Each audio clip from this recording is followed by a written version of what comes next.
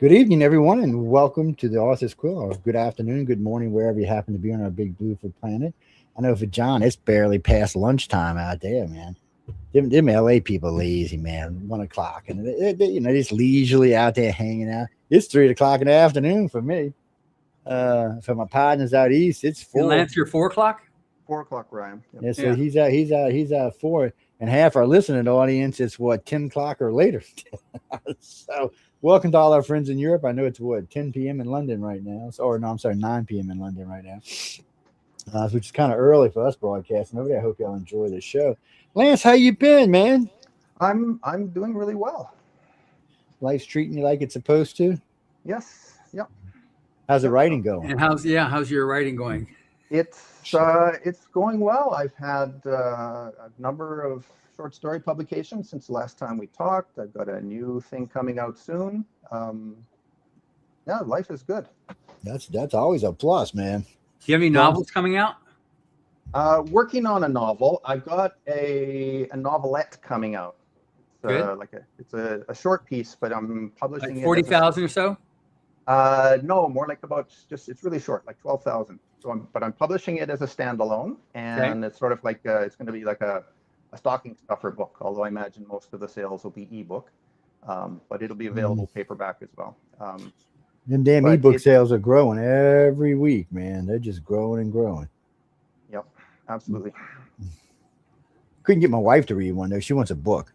I said, baby, let me. I got a bunch of ebooks. She won't know. She just likes that tactile sensation. She was telling me she wanted some book the other day. I said, "When we get for you on the ebook, so you can learn how to read on the." With the pad is nice because you don't have to wear glasses when you have the pad.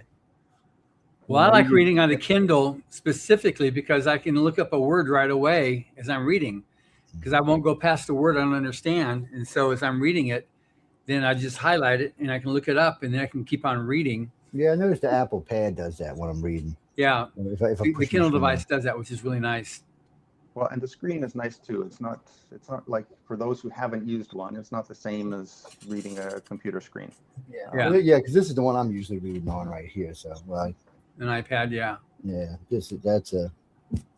There y'all go. It works good for this. I think this is what, the 12-inch or the 11-inch. I think this is the 11-inch actually. And, so, Lance, what volume were you in? I was part of Writers of the Future, Volume 40. This one. That's right. And I can't see it back there. Where's it at? Oh, it's covered by all these books we're giving away. That's why I couldn't see it. Yeah, we'll have Lisa shortly too. She was also in that book. You did 5 days until sunset, and this was the art that was painted for your beautiful, beautiful painting. Is that right there? Yeah, look at that. Like, wow. Are you still in touch with Stephen Bentley? Once in a while. We're connected on social media, so yeah, once in a while we next. Okay. So, are you mostly writing science fiction, or are you writing fantasy, or both, or what? Strictly science fiction. Mostly hard science fiction. Good. But just a caveat on that hard science fiction. Some people interpret that to mean it's about spaceships and computers and robots. I treat hard science fiction as meaning science fiction that takes the science seriously and the science is important. Mm-hmm. I'm typically doing environmental sciences, ecology and biology and so on is sort of my go-to science. And so a lot of my stuff is just it's hard science fiction, but it's hard science fiction where the ecological sciences are there. I mean, there's been some like what was the one with the virus? Oh, what was it? Wildfire? What the hell was it called? They remade it. It was an old movie, and then it was a new movie. Oh, I don't know why I can't remember the name. It was a pretty famous damn movie too. It's definitely hardcore science fiction, but it's all based on science. But it's just about a virus that came from space. It's killing the Andromeda strain. Yeah, because that's definitely hard. That's definitely hardcore science. Yeah. And that's definitely, and it's also hardcore science fiction at the same time. It was fun to watch, and the acting could have been a little better, but it was all right to watch. But there's a lot of stuff out there like that. Yeah, we had another winner, I don't know, 25 years or so ago from Canada, who was similar type of science that she was involved with. She actually ended up going to India to try to save dogs or something, some endangered species that she was there. Then she came back to Canada. I think she was around Toronto, but I'm not sure. I was in touch with her for several years. I forget her name now, but she was also hard science, but it was into, the nature and the environment and what was happening with that. I read a book a while back. I actually seen the movie later on. It was called Ecology. It was about a colony in space. It was an eco colony is what it was. Everything was based on an eco type based thing. It was like when did they like the colony they put out in the desert for the track, to practice going to Mars. But this was actually in space, and it was pretty good. It was pretty good. They had a hard time because selling certain types of technologies aggravate people, and I don't exactly know why. So, but it was pretty good. I mean, it was all science was really well. It's like this TV series Mars. That's a really good series because in the fact that they're talking about going to Mars. So it's a TV series about going to Mars that actually incorporates real science. Even Elon Musk is in it talking. So what they do is they've got their actors and all, and they're going to Mars and they're colonizing. But in between all of that, they're cutting in and talking with real life scientists about how this works, how they're getting there, what the science is behind it. It's well done. I appreciate they added the real hardcore science into it. It's nice because I'm a geek at heart. I can't help myself. I got a bachelor's in science, so I geek out on science all the time. So it was just nice to see that kind of stuff. So there's a market for it. There's a decent sized market for it. It's just, it's kind of a niche market at the same time. Yeah. So you're muted again there, Lance. I'm not sure what the problem is.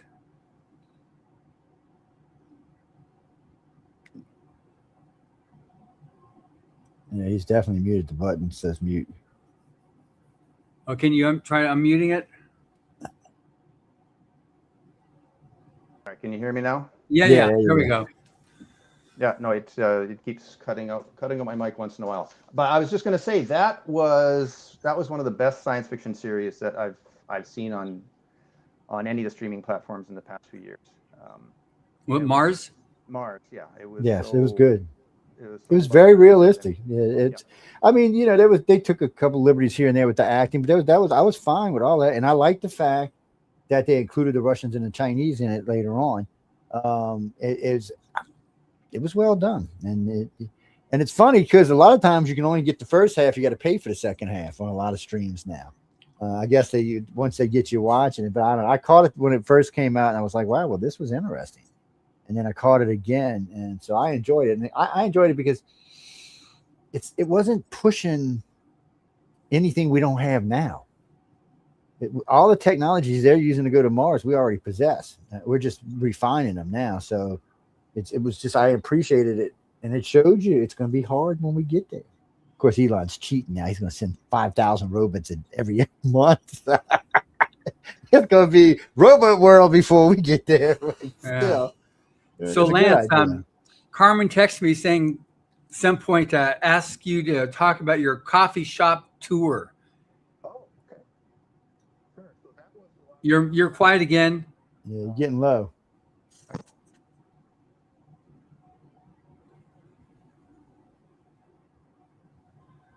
All right, how does this work? I'm going to use there you go. Yeah, there you go. All right, using the laptop's mic instead.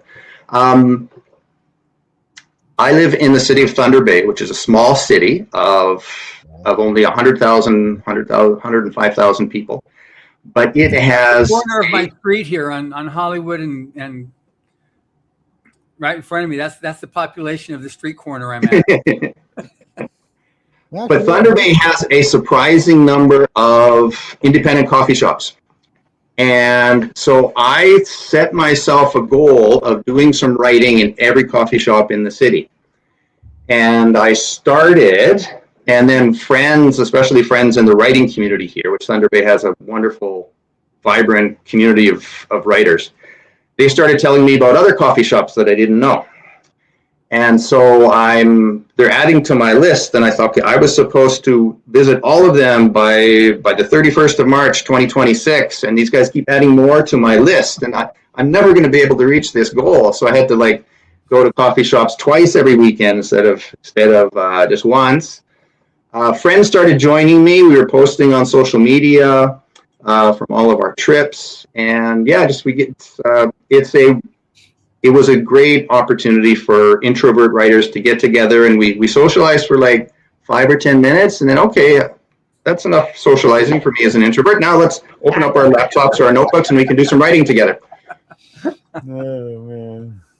So yeah, I did 18 coffee shops and posted it on social media, and then CBC, the Canadian Broadcasting Corporation Radio, one of the local shows saw that and thought that was interesting, so they interviewed me. The coffee shops were appreciative for the free advertising on social media, and it was a lot of fun. Well, that's good. That's good. I'm just curious now. So you won volume 40, which was a special year for us. Obviously, that was 4 decades, and we had lots of awards and recognitions. What now we're 3 years later almost. What was your biggest takeaway now that you're looking back at it from the week-long workshop and about the awards gala and just the experience of winning Writers of the Future? The gala was amazing, unforgettable evening. First time I've ever worn a tux in my life, and just a wonderful show, and just full of honest emotion with everybody up on stage there. Yeah. But for me, the biggest takeaway for me, as much as I learned from the greats in the field who were there teaching the workshop, the gala was wonderful. The 24-hour story was quite an experience. All of those aspects, to me, they're secondary to just the validation, the encouragement and validation from the Writers of the Future community. The recent past winners from a various few years were there supporting the workshop and doing a few sessions with us.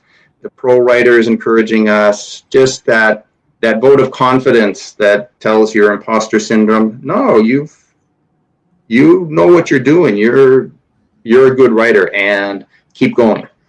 To me, that was the biggest takeaway and the biggest benefit. That's good. That's good. Did you, what was the book, the Hubbard book you had to read for the workshop? That was To the Stars.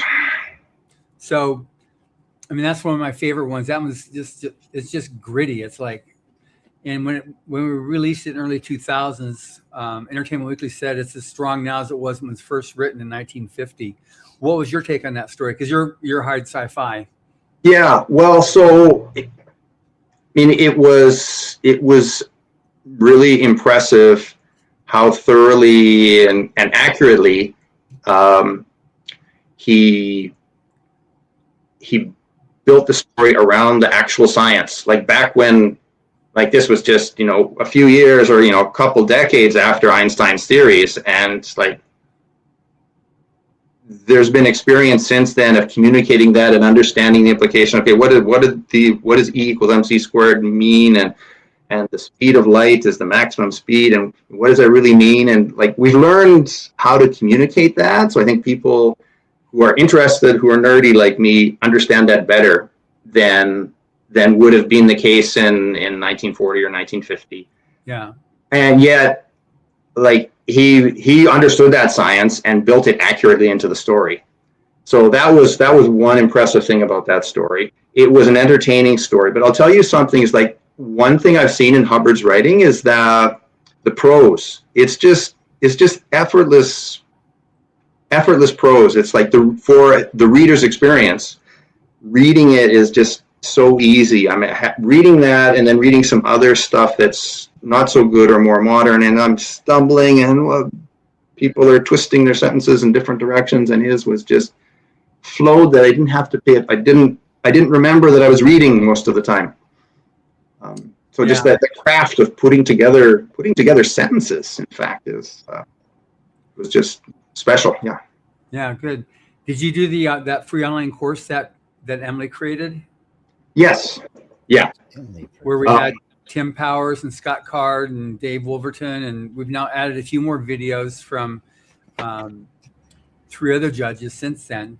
You know, did that help you at all? Yes. I've been. I mean, before Writers of the Future and since, I surf YouTube and I bits and pieces here on the internet. You can find people are putting their writing advice up there, and there is some good stuff out there that you can find if you're lucky, but you've got to wade through a lot of junk to find the really good stuff. The Writers of the Future workshop is like head and shoulders above the stuff you find on YouTube or whatnot. It was such a useful, practical, and helpful workshop, and I still think back to it all the time. One of the lessons or one of the modules was on creating suspense, which is based in part on an essay by L. Ron Hubbard. Yeah, cool. And I use that all the time. Just go and revisit a scene and how do I punch this scene up? And it's really practical. So if there's writers in the audience today, really check out the Writers of the Future workshop. It's good. It's really helpful. Yeah, we should have some writers amongst the 4 million people listening to us right now. Yeah, one or two. There's probably quite a few listening to this show. Well, because John's on before, so I would imagine at least half the audience or more has either write or have an interest in it, and I'm sure there's quite a few illustrators out there as well too listening. Yeah, it's because we don't really ever advertise more than a couple of days ahead for the show, so nobody really knows here. So they just pop in to see who's here and listen in. But I would imagine a good chunk of them are, and we get people right in all the time about different guests that come on the show and different writers where to find them. But usually, as you can see, scrolling along the banner, usually your web address is down there. The only reason it wouldn't be is if somebody didn't give it to us. So. But we put them on there, and it's on the archive for life. This station's 30 years old now, and we have archives that are that old that still have the original advertisement in them. So if they have banners like this, or someone was advertising through audio, you can still hear it today. They'll still be in there. Matter of fact, there's some funny old ads because they're kind of out of sort with today's society. It's kind of weird when you go back and listen to some of them. If you ever just geek out, we do I host Science and Beyond once a month, and it's just simply it's the understanding of space. Well, it's understanding of quite a few sciences that we crisscross, because over the years I've been exposed to some really good science, and I like to talk about it. Like the other night we were doing FTLs, faster than light drives. The problem is not going to be the faster than light drive. That's going to be the easy part. We probably even are already really close to faster than light travel. Our problem is 2 things. We need inertial dampener, so every time somebody punches it, we don't get squashed to the back of the spaceship. And 2, well, there's going to be an energy problem too, but more importantly, we have to have sensors that can see at least 100,000 light years ahead of the ship, and have to be constantly that far out, or you're going to run into all sorts of stuff. Little pieces of dirt, into supernovas, black holes, planets. You have to be able to see all of that traveling faster than light before you get there. So it's going to be interesting to see those technologies get developed. Otherwise, it'd be like Wile E. Coyote in the Roadrunner show, where he puts the rocket on his back to take off and chase after. Well, the only other splat into a rock because he can't control it. The only other choice is the one when I talked to Michio Keiko about is the stepping stones. We'll have to go out in space slow and map everything, and then we can go out in space and fast. That'll really suck. That'll set us back to 150,000 years at least. So it's going to be interesting to watch. We'll probably see faster than light in our lifetime. I just don't know if we'll see control of faster than light in our lifetime. That's going to be the interesting part, because there's been some theories put out. Matter of fact, when I was a kid, we worked on a project where you take a reactor and you supercharge the reactor, you build it almost to critical mass, and then you just have a port built into it, so you can just pop the port, open it slowly or fast, depending on what you want to do, and let that force out. That's well more than enough power to push a ship over light speed. I don't know what kind of control you're going to have or anything else. But because nobody wants to work on approaching light speed, because at half a light speed, it would take 8 years to get to Proxima. The problem is, take 8 years to get back, but 160 years would have passed on Earth. Even at close to light speed, the time gets even faster. So if you're almost at light speed, where it takes just about 4 years to get there and 4 years to get back, 300-400 years will have passed on Earth. Everybody you know will be dead. The science will be different. And it's a good chance that on your way on your trip, that somebody else just doesn't pass you up in a better spaceship because it's been 2 or 300 years of advancement while you've been traveling. Well, that's one of the themes of Hubbard's To the Stars. He addresses that on that. When they go out there and they bring back the fuel that they're using in Earth, by the time they get back, they've already gone through that, and they're now at a new technology. So they've long since learned you can't go there and bring stuff back based on what they need now, because they're going to be back there 50, 100 years later, and it's a whole new technology. So we have to be able to hit light speed, do light speed, and come back at light speed. Then time stays the same. There won't be any screwing around time. So that's all interesting stuff, and it makes great movies and great sci-fi. And of course, the stuff like in Altered Carbon makes good sci-fi, where they found a way to encase your consciousness so they can just take the thing at the back of your neck and put it into a new body, and away you go. Now that's a technology that we're working on today. We've already had success with uploading memories onto chips, putting a chip in your brain and upload memories to the chip, and then taking the chip out and upload it into a computer. So, and then Elon, of course, invented the neurochip, which allows you to run your computer through thought. So we're getting to those places. Another 100 years, they'll be able to save your consciousness and upload it into a new body. I guess the real questions are going to be then, is it okay just to grow bodies and keep them in storage till someone needs one? Or is it going to be like an Altered Carbon, where you get whatever body is available? Because what they would do is that when they put people in prison, they would take the chip out the body and put them into a virtual prison and give that body to somebody else. It was crazy shit. I was like, okay, this is interesting. But it is technology that we're legitimately working on. So that stuff, that'll make for some interesting sci-fi. Yeah. One thing that's interesting, just bridging back a little bit about what the contest did for you. I just sent a press release out a couple weeks ago with the winners for the second quarter of Writers Illustrated the Future, and one of them was our first winner from Egypt, and we have two new countries that came in this quarter. But her name is Rowan Salah. That's her art name. She's got a very long name otherwise. But with the press release going out there, it was picked up by the media, and she's done 3 TV interviews, a radio interview, and has had a print interview there on all the major national media there, as because she won a contest in the United States and will be coming to Hollywood.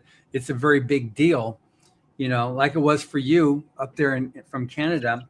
But we have she had one interview this is their national TV was 26, another one was like 16 minutes, and she was like so grateful that she won. She said, it's the responsibility is incumbent on me now to properly represent my country as the first winner of this contest and going to America. And it's amazing, because you're talking about being an introvert, and you've got that. It's not just something that's restricted to a North American issue. It's like global, how people can be totally they're into the arts, but they're introverted, or they don't have a community that they can then share with. Like you, when you were going around on your coffee tour, you built up a dynamic there, of other writers there, also introverts. And same thing happens all over the world. So now you've got your friends that you made. Are you still in touch with other winners from your year? Yes. Yeah.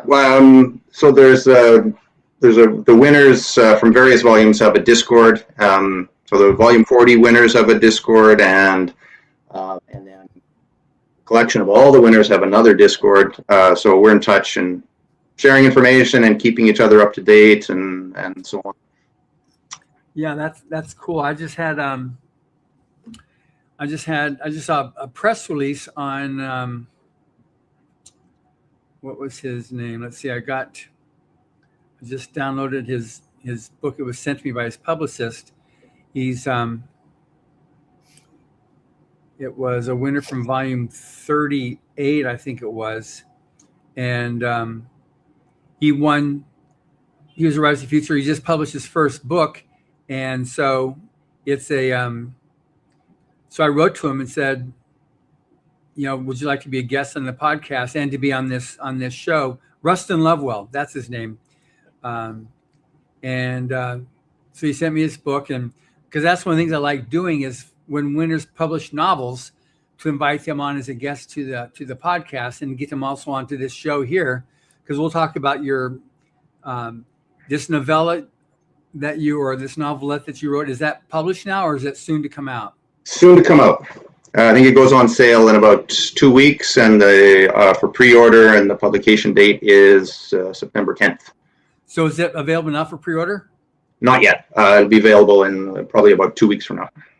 Oh, that goes up for pre-order. Yeah. Got it. Okay. So how do people find, do you have anything else that's been published besides Riders of the Future that people can go to Amazon, wherever, to find? Sure.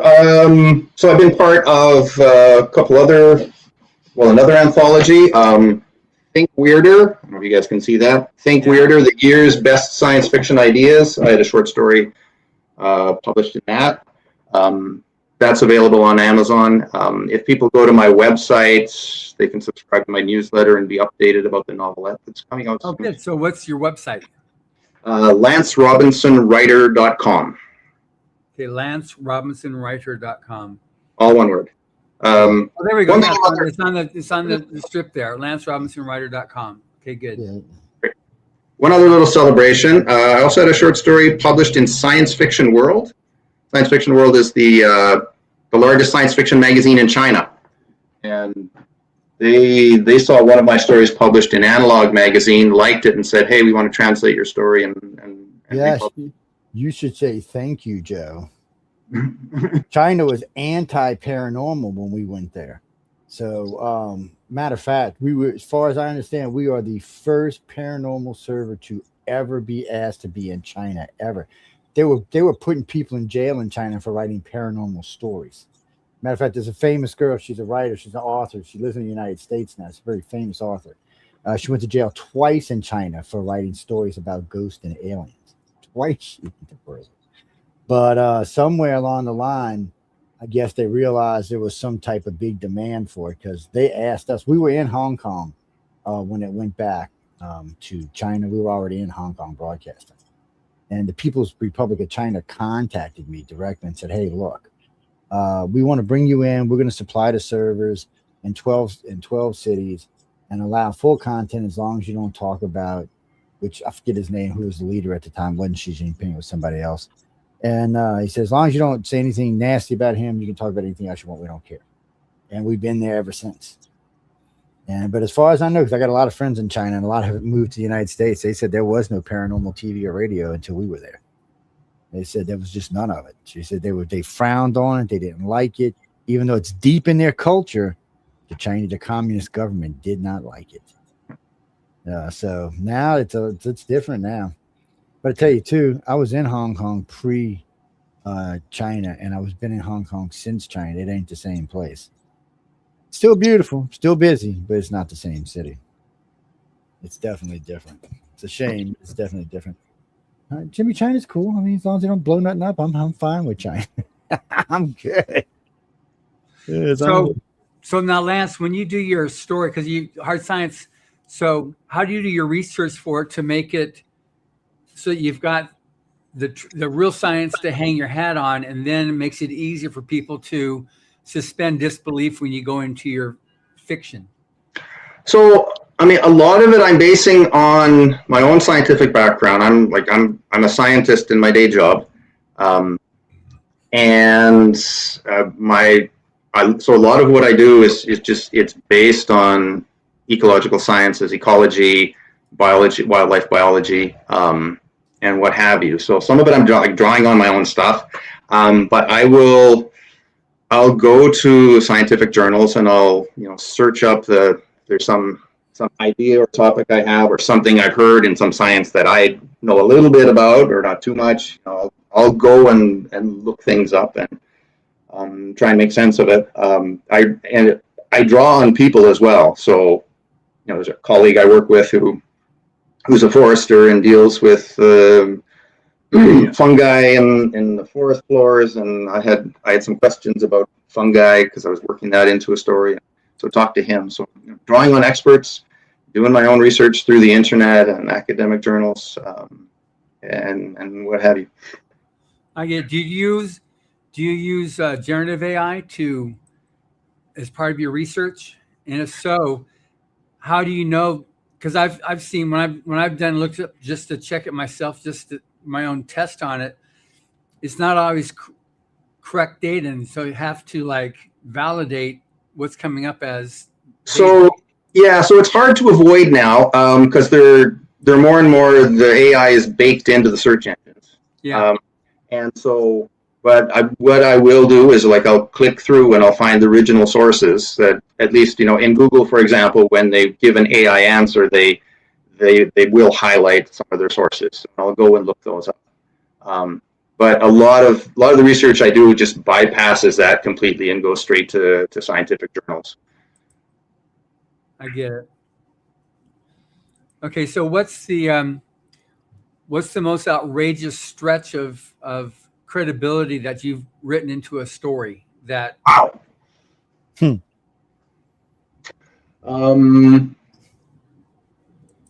Besides a talking tree or a walking cactus or something.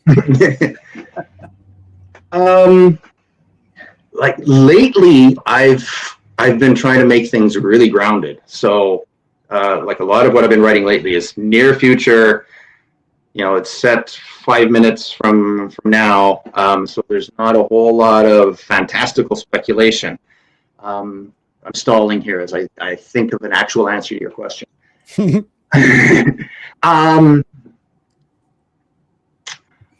I had a story that was published in a small magazine a few years before Writers of the Future, and I included in my short story collection that came out a couple years ago. That story involves a form of time travel in which people who have the gift will have the events in their life happen a certain amount of time before they should, or a certain amount of time after they should. And people will write that off as bad timing, but it's actually sort of a time travel superpower. And if you learn how to tweak that power, then you can bring your actions exactly into line with when the universe will want them to happen. So that was like a satirical, funny little piece of a pessimistic writer who believed the world was out to get him and that his whole life was beset by bad timing. And when the aliens showed up on Earth and recognized that he had the gift, he learned how to use it and used it to get published. So. Okay, good. Now, in your story in here in volume 40, because it's 5 days until sunset, I mean, these guys journeyed to this faraway planet. They were in stasis, and then when they arrived, they were missing one of the capsules with people in it. But also, wasn't it on the planet where it was moving slightly, so they had to keep on moving so that they wouldn't end up in freezing or boiling or something like that? So they had to stay within that habitable zone. That's right. So there's the astronomers studying exoplanets have realized that there are almost certainly a huge number of planets that are tidally locked to their star. So the same face, like our moon is tidally locked to the Earth, we see the same face of the Earth. The moon, as the moon rotates around us, it also revolves around us. It also rotates exactly once, so that we never see the back of the moon. There's almost certainly a huge number of planets like that. It's been suggested some of these might look like eyeballs, so they're called eyeball planets. Look like eyeballs because right under the point that has permanent noon, it's going to be charred, like it's going to be impossibly hot, baked under the sun forever. And the backside never gets any light from the star, so it's going to be frozen, covered in white. Maybe there'll be a strip of habitable zone around the permanent sunset twilight strip of the planet. Like the equator of Mercury, or the longitude of Mercury, so that the right on the spot where it's like the sun is permanently there on the horizon in the sunset or sunrise position. Yeah, it's just like it. I don't know how you explain it. Like it's on the edge. I'm trying to put this in words that make sense, but so in 5 days until sunset, the colonists arrive on this planet with having got a little bit of advanced information from a probe that suggested this was one of those planets. And they also detected that there's life on this planet in that twilight zone. They landed there expecting that that's where they're going to establish their colony. And then within a couple of days, they realized, no, the planet is not tidally locked. It's on its way to being tidally locked, but it probably needs a couple million more years. It's just rotating very slowly. So I postulated the planet had a day 15 years long, in which case, if they stayed put, they would have had 7 years of darkness and then 7 years of light. And the middle of the night would have been minus 80 degrees, and the middle of the day would have been like 140, 160 degrees, would have been unlivable. And they need to figure out what they're going to do. Yeah. It's a very interesting story. Like, wow, that was the research. They didn't do their homework properly, or they didn't do sufficient homework to be able to make sure that they knew that. That's going to be the problem with deep space travel. We're only going to be able to see so much before we get there. Probes can only tell you so much, and images can only.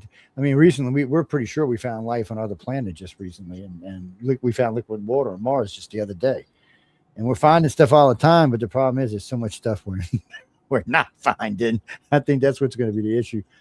Keith, no. The best way to search it, if you're looking for the 107.7 thing, just type in 107.7 New Orleans. Will be the first in Google, Yahoo. Very first thing you'll see, it'll say UPR on Talk Radio. That's the first thing you'll see. Yeah. Because we own 107.7. Yeah. And we do broadcast there on FM. We also own 105.32 right here where I'm at. And we broadcast on it. But since they're listed as college stations, so they're not registered as I forgot what the hell I call it. And that's been so long since I have talked about it. But yeah, all you got to do is type in 107.7. It'll be the very first thing you see on any search engine you type in 107.7 New Orleans. The very first thing you're going to see is UPRonTalkRadio.com. And sometimes it'll say iHeart, which has UPRonTalkRadio.com in it. Yeah, that's because, like I said, it belongs to us. That's why we're always the one that comes up when you search it. We're always number one. Yeah. Yeah, it's a great little thing. It's if you're in the city of New Orleans right now, you can hear us. If you're inside the city, anywhere inside the city, you can listen to us. Well, New Orleans is a hard city to explain. It's an island to start off with, and it's bordered by a lake, river, and two spillways and a industrial canal. But the whole thing, at its widest point, is only 6 miles wide and about 7 miles long. It's not that big of an area. Yeah, so we cover the entire area without any problems. No, the other problem for us is it's crossing the lake is 24 miles, which puts you in a whole different realm. We'd have to have 15,000 watts, which is a whole different set of licenses. And we don't really need one. We just want to broadcast in New Orleans. That's where we're at. Yeah, that way when I'm down there in the city playing around eating beignets, I can listen to myself talk in the air. Or I can listen to Lance or John for that matter. Anybody who happens to be on. Oh, yeah, it's fun. Before it's on my bucket list for sure. Oh, if you ever come down, let me know. I'll show you around. And he knows all the cool places. Okay. A lot of them we helped reconstruct after Katrina. Yeah. Yes, we did. Matter of fact, speaking of that, I'm glad John said that. Right now, we're in a discussion with the city of New Orleans and the federal government because my company had the first office building and first apartment complex up and running before anybody. And I also had the first live remote broadcast from the city of New Orleans via dial-up of all things. Yes, it was like living in the Stone Age, but that's what it was. It was crazy. But yeah, if you ever come down, there's a lot of good places, a lot of places to see. For an author, there are bookstores 150, 175 years old that have books. Same thing with art. They have these ancient art stores back from the old city. The Vieux Carré is different than the city itself. So you have the city of New Orleans, and then you have the Vieux Carré. The Vieux Carré is the French Quarter, which is the old city. The New Orleans is actually the new city. It's technically it's two separate cities. People get confused by it because the French Quarter is not actually in the business district. It's on the side of the business district. It's got its own district, and it's you can tell when you get there. It's the old quarter. It's everything there's a Jane. Just to know, you can go anywhere you went in the French Quarter. It doesn't smell bad. You walk on Bourbon Street. I'm not even going to say what it smells like on this show, but it's nasty. It's nasty. So, Joe, I just realized looking at the email that Lance sent, at the bottom of it, I think you're CC'd on. He has the cover for his new Does he? book, 5 Camels for the Simplification. Let me see. I probably got that open somewhere. Let me go see if I can find it right quick. You know what? Yeah, I'll so just you can- so you can put it up on let me the screen. type it. I'll just type in Carmen and go find it that way. Lisa Lance. There we go. Let's go find Lance. Open that up. So I scrolled all the way to the bottom, and there it was. So maybe we can share that. I'm looking for it. I see his website. I don't see it down here. What the hell? He usually just copies and what the hell? Okay, there's It's from Lance Robinson, Dick Harmon, CCU, me, and Emily. Yeah, that's what I'm saying. It's in at 12:30. For me, I had to go all the way scroll to the bottom. You know what? Let me go out of here for a minute and come back in because there was another part of this email I didn't click. Oh, I say that. Now it's going to be a you know what. Okay, here we go. No, Jimmy, we just want to put something on the page, but for some reason, it's not giving me the whole email. That's the book there. So we'll get it. Huh. Oh, Do you have a hard copy of it there, Lance? Not yet. I'm waiting for it to arrive. Okay. Hold on. No, it's not in here. What the hell? What the hell, indeed? Okay, I'm forwarding it to you right now. Go ahead, because I'm not finding it in here. And I'm in the second part of the email where it should be. Carmen, you don't love me, Carmen. I'm not feeling the love, Carmen. If you're listening, I ain't feeling the love, man. He's listening. He's like, he's mad at me because he ain't got my new phone number yet. That's all. You have a new phone number? I don't have it either. I don't have one yet. I haven't made up my mind what I'm doing with it. It's I'm waiting on them to finish with the emergency broadcast system.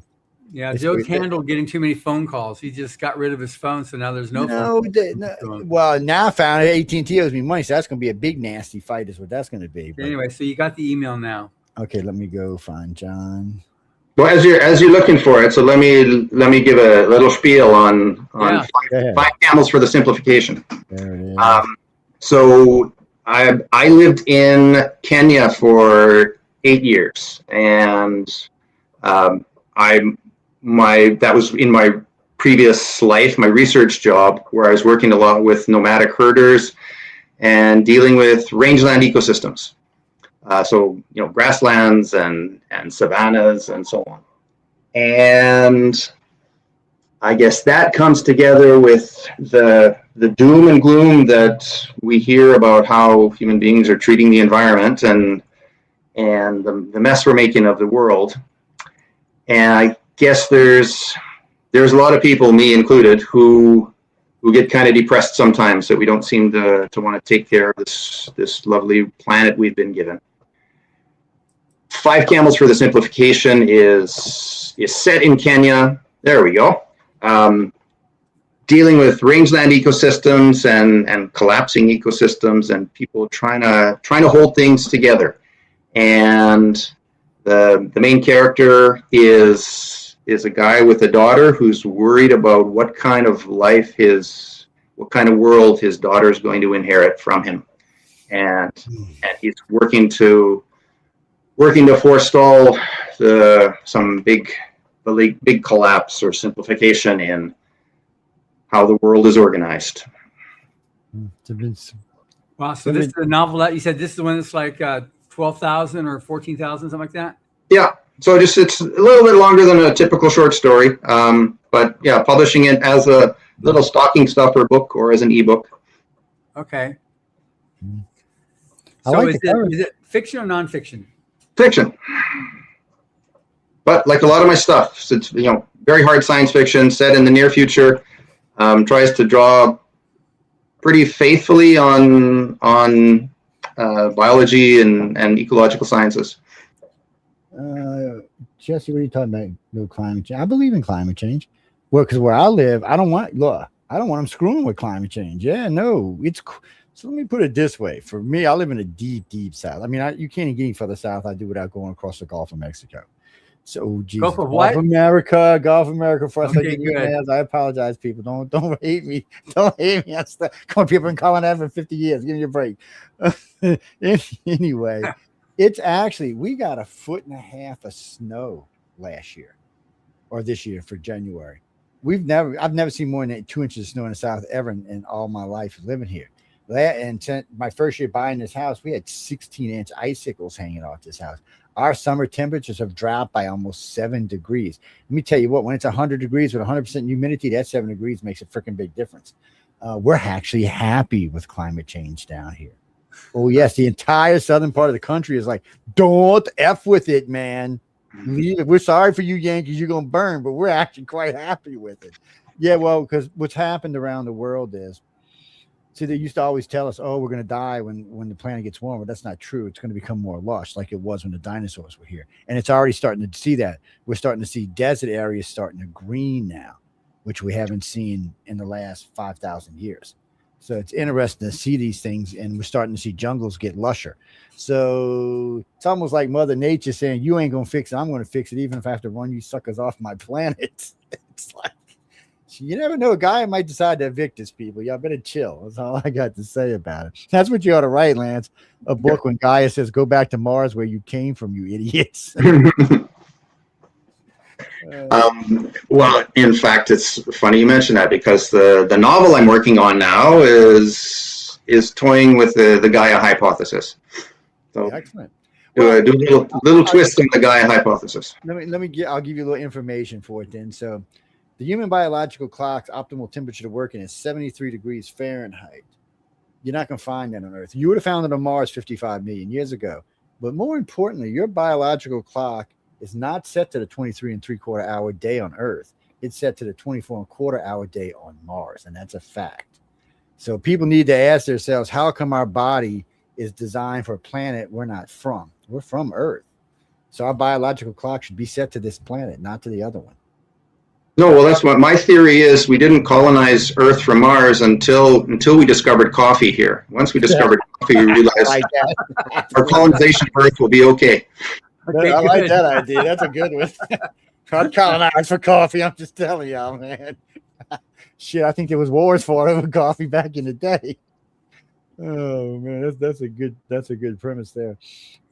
Gene, no, Lance's website's up, so you can get it there. I imagine anything he's got for sale, he'll have it there. Can they find you on Amazon or any of the other? Yeah, I've got a page on Amazon. I mean, the easiest way is to go to my website, lancerobinsonwriter.com, and I've got links there to my author page on Amazon. And the link for 5 Camels for the Simplification will be up soon. My short story, there's links there. So my webpage is a good place to start, and that'll take you to whichever is your preferred bookstore. Barnes & Noble, Amazon, whatever it may be. I always tell people get it from the author, because that way you can get it autographed. It's because when you buy from Books A Million and Barnes & Noble, you get a nice book. You get it fast too. I mean, they're lickety splickety these days, and the way they get things out. But I'm weird. If I can get an autograph on a book, I want it. But whatever. For sure. Well, and that might be the next thing in my author business, is to set up a storefront on my own webpage so people can get it directly from me. But for now, it's the usual bookstores, well, if you need Kobo or Indigo or Barnes & Noble or Amazon. Well, if you find yourself needing some help with the store, let me know. I own 3 of the damn things. It's we have them for different reasons. We've got one for iCard, just for iCard members. We got one that is for all the different websites. I mean, all the different hosts, because they all got different banners and different things. And people want coffee cups and caps and thongs and you name it, which is cool. I mean, because you can sell anything. But in your case, I mean, just say, hey, look, would you like an autograph? I know. I forgot his name now, but he charges for the damn autographs. He said, "Well, if you just want a book, buy at Barnes and Noble. You want an autograph, come here, and you gotta sign on this thing." And I was like, "What? You charge for an autograph?" I was like, "That's not gonna happen." No way. I'd be like, "I'm sorry, I'm buying your book now, you dumbass." Yeah. I'd be like, "No, wait, I gotta get our other guests. I'm playing around like I ain't got nothing to do here." So one thing during this little interview before, as we switch over here, I mean, Lance, you're welcome to stay on, but one thing that we've got happening here, I sent some books to Joe, and next week we're going to have some Western writers on as guests. But it's the 90th anniversary of L. Ron Hubbard entering the Western genre. He wrote over 30 books, Western stories, and there's this is during the Golden Age, and these are we did these with the old pulp covers, but this one was written in 1938. This one here was 1937. So we had several reviews saying if you like Louis L'Amour or Zane Grey, you're gonna enjoy L. Ron Hubbard. And so we've got all these books, and we've got various ones on sale on Amazon right now. You can go to Amazon, just look, search for L. Ron Hubbard and then Westerns, and you'll find them. We have 3 different sets of the books, and they're all audiobooks as well. We do our audiobooks like radio theater, radio dramas, and you saw one, Lance, when you were there, you know. And Joe, I think you've seen a couple before. Oh, I thoroughly enjoy them. Yeah, we have a great time. So these were all done as radio theater, and in fact, Emily and I were just speaking with Martin Cove yesterday because we're trying to get him to come out to an event next year with the Western Writers the Western Writers Association.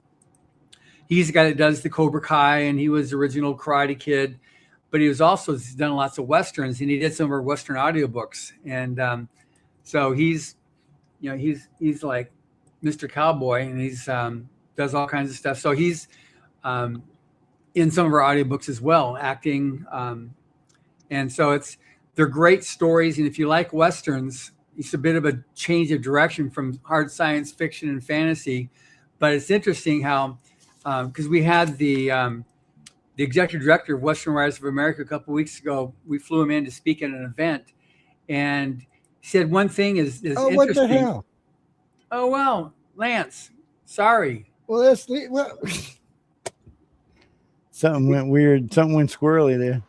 Hey, Lisa, that was weird. Somehow I think I kicked poor Lance out the studio by accident there. I think I did. I don't know if I kicked him out or if he went or something else went on. Oops. Anyways, I'll just finish what I was saying there, and then I'll be able to properly say hello to Lisa here. We've got some. Do you have your microphone on? Yeah, she's listening. You must be listening through speakers because I can hear John coming through your speakers. Yeah. It's okay. How's this now? Just I can still hear it a little. No, we still have the feedback. But I can always do this while you're talking. Boop. Okay, good. Yeah. So it's interesting. He was talking about how the value of the Western, how it grew, and the whole thing of genres, and what makes Western so special is that throughout history, nearly every civilization has contributed something unique to the world's literary heritage. Yet England gave us Shakespeare and the detective novel. France gave us romantic adventure. Ancient Greece gave us epic poetry and mythology. Russia gave us sweeping philosophical novels. But he said that America gave the world the Western. And it grew from our own history, our geography, and many historians have observed that America became its most American when people began moving westward. As settlers crossed the Appalachians and the Great Plains, they gradually left behind many of the European roots and forged an entirely new identity.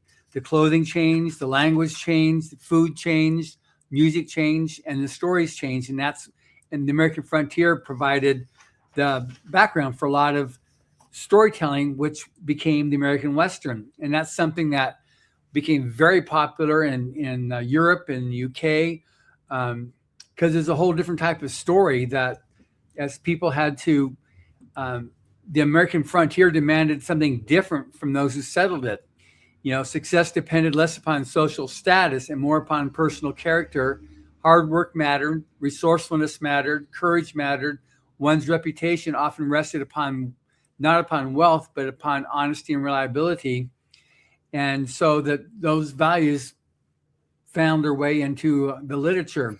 So the Western celebrates rugged individualism, which is, for me, I really enjoy that. And it's something that you're definitely, that's your lifestyle, Joe, that you do, self-reliance. And so it tells the story of ordinary people confronting extraordinary hardship amongst a brutal and unforgiving landscape. And so that's what makes these stories, and especially you've got, like I said, the Louis L'Amour, Zane Grey, and Hubbard stories very much follow that line. They're very fun. The hero is going to get beat up or shot up or something, but at the end, they overcome the obstacles and they survive and they make it go of it. And it's because they have their integrity in, they do what's right. And so that's one thing that's really fun about this stuff. So we're celebrating 90 years of the Western with Hubbard, with these stories. So I don't know how you want to do this, Joe, because we sent you several books. If you want to work out giving anyway, or we want to wait till next weekend to do. Well, I say we give at least. I say we give at least one away. We got a duplicate up here. Where is it at? I sent you several books there to be able to use for the radio giveaway. Well, one of these, I know we're going to give away most of them next week. We'll give away, but I wanted to give away whichever one was the dupe. Here it is, right here. We got two of these. Before I started being avalanche, you have an accident. Put this back. So, and these are all the original pulp covers from the Six Gun Caballero. That was the one that we linked. That's the one we started our publication with. Was that one? That's a great story. So we got two of these. So we're going to give away one of these today. You're going to have to use the iCarCox.net email because I don't always ask out. Sometimes I forget about the UPR email. I get sidetracked and get to messing with things. iCar I have to check every day because of work-related stuff. So right there, so I'll tell you what. Tell me where John was last week, and it's your book. Number 10, whoever the 10th writer in there, 10th writer in there is. Jesus, what kind of English was that? Oh, Lord. Anyway, I don't know what that was, people. Anyway, the 10th email I get, the book is yours. Be sure to, you don't have to include your email at first. Make sure you won first, and then you'll give me your information, and we'll send it out. Usually, if you're in the U.S., you have it within 2 days, maybe 3. Canada, look, people in Canada, I don't know what to tell you. Sometimes you get a book in 3 days, sometimes like 3 weeks. I don't know what that is. I can send them Russia and China faster than I can to Canada, which is, come on, it's right there. I don't know what that is. Yeah. It's plus it's way more expensive to send books to Canada. It's crazy. I sent 3 books. It was the $75. I'm like, and wait, what? I'm like, they were about, they were like this size. The Writers of the Future. This one, guys, I know y'all keep asking me about this book. It's not. You can't have it. It's the only one I got left. That one's mine. It just sits there so y'all can see how. I'm telling you, I like this book for several reasons. 1, this is a good story. 2, it looks good. And 3, somebody breaks my house, I can whack him to death with the damn thing. It weighs like 5 pounds. Well, I'm telling you, book weighs like 5 pounds, man. Y'all think I'm kidding. Look at this thing. It's huge. No, it's huge. It's a lot of fun to read. Actually, for lazy people like me, starting in where are we now? In July, right? Oh, we're almost So we're in August. We're starting in August now. August, that's right. So we're only 5 months from Christmas. So during the Christmas holidays and the New Year's holidays, we play this in its entirety, all 44, 48 hours of it. You can hear it when it's full glory, all of its bells, whistles, sound effects, the whole 9 yards. And I play it usually. I try to keep it to about 6 hours a day, and y'all can listen to it. It'll play over like 7 days. And if you miss a day, you can always go and buy one on them. And what a lot of people told me they do, like on Christmas Eve and New Year's Eve, or when they have people over, they'll have it playing in the background while they have guests going on in the house, because it's a lot of fun to listen to, and there's a lot of really good effects in it. Yeah. And every now and you'll hear some. It's like, with Mission Earth, once you get into book 2 and 3, even if you're not watching, if you're not hardcore listening, and you're doing something else, every now and then they just say something that you have to stop and listen to. It just catches your attention. You're like, Yeah. because I listened to that one actually 3 times total. Because I listened to it the first time, first 5 books, and then I was off for like a month. I got busy at work, so then I had to start over again. And then I got to book 7 or 8. I think it must have been 8 because all of a sudden, somewhere along the line, I was just listening, and all of a sudden we had a new narrator. I'm like, Yeah. Because the first 8.5 books is the confession of Sultan Greece. And then now he's in jail and he's done with his confession. Now you've got Monty Penwell. This is now, 70 years in the future. Now he's uncovering, he's an investigative reporter, and he's uncovering the big plot to hide this conspiracy, and that hiding Earth was a conspiracy to hide Earth, and he's going to expose it. And so that's the last couple books there, the whole switch on that. it's very weird. So anyway, Lisa, how you been? We done rant and ran and went all over the place. Doing pretty good. I'm working hard and trying to get some more books out. Well, when you get one, it's always a spot. I always tell all the winners, feel free, send them over. We'll put them up there. We leave them up there. Wow. I recognize it. It's not showing. There it goes. There it goes. It's This is the one I have coming out this month, actually, on the 8th. Wow. So Do you have a JPEG of it you can send to Joe that he can put it up on the screen? sure. That'd be good. When I met Lisa, she was publishing this book here, which you just had Lance on, so she was also in there. She had her story, The Summer of 30 Years, which was fantasy. And so her story there, what if magic could do the unthinkable and undo death itself? Would you use it to, no matter the cost? What would you sacrifice for love? So it was a very interesting story, and it was a very touching story. And it was like, wow, that was a serious emotional pull that it had there on being able to, what would you be willing to do for love and to keep going a little bit longer? So anyway, so that was an amazing story that she was published here in volume 40 of Rise of the Future. So you're in Las Vegas, right? Wait, I got her on mute. Hold on a second. Okay, good. No, I was grabbing something real quick. Okay, put it back. There you. Where'd you go? There you are. There you go. There you go. I got to mute for a second because we're still getting a little feedback from when John and I. Yeah, talked. I'm sorry. I'm not sure what's going on with that. It's what happens sometimes is mics get sensitive like this. When I got here, if I've got my speakers on, no matter how low I put it, this overly sensitive thing picks it up. Okay. Yeah, just sometimes. So we tell people in the future you might. That's why you see us with these things stuck in our ears. It's or it's probably better for someone who, and you got a lot of hair, so you wouldn't even see it. I use these a lot of times. That's true. That's true. So I use these. These are wireless, and you just stick them in your ear. Nobody even knows they're there. My job, yeah.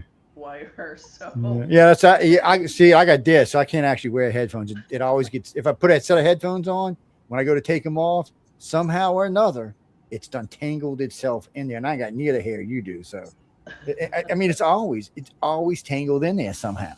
I'm like, Lord, I'll be pulling strands out trying to get the damn thing off my head. You just gotta wonder. Oh, you know what? I think I had. What did I just do with this? I had something. I actually think I had your website open a second ago. Oh, I just refreshed. Oh, look. Oh, hey, you're blondie here, girl. Yeah, I was a lot blonder then. Wait. We got to put this up. Hold on. Let me grab this screen here, y'all. Let me introduce y'all to Blondie here. Hold on. Yeah. Look at that. Looking good. You look good. I mean, come on. It looks good. I don't see it. Oh, wait. Sorry. My fault, y'all. It helps if I actually put it on the screen. There you go. Whoa. There we go. So That was my trip to Alaska, so my hair was a little blonde and a little purple too. Yeah, I do see a little color up in it. Whoa, what's going on? What did I click? Joe, what did you touch? Oh, that's the menu. There we go. All right, there's open. Yeah, I had something else popping. Oh, we got all kind of good stuff. Book series. My new book is from Curse and Crown. It's Romantasy. This one right here. Yeah, this is book 3. What's that? Gene says Gene says your last name is a. Gene says your last name is an author's last name. I'm not sure what he means by that. I'm assuming he's speculating on something I don't know about. Yeah, I kind of got lucky on that one. So yeah, see that's the one. That's a nice cover. Thank you. I did it myself. Well, that's excellent. That you save you some damn money there. What's that? Well, no, these are her books, Jack. Yeah, no, we're just on her website right now. The one that's about to come out. Yeah. So it's called Flame and Dagger. Yeah, see, look, there you get a little rundown about it right there. And right now, it's actually available early through a story bundle through storybundle.com. So if you go to storybundle.com/fantasy, you can get as many as 47 books for $30 and support World Central Kitchen, which is a wonderful charity. So that's cool. But it's available. I won't let go through every high. All right, what we got going on here now? You gave me strength. That's a good little man.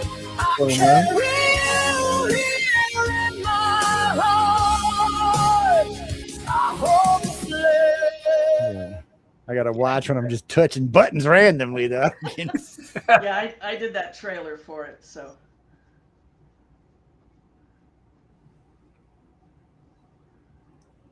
So is that is that your boyfriend? You and your boyfriend? No, it's actually the two main characters.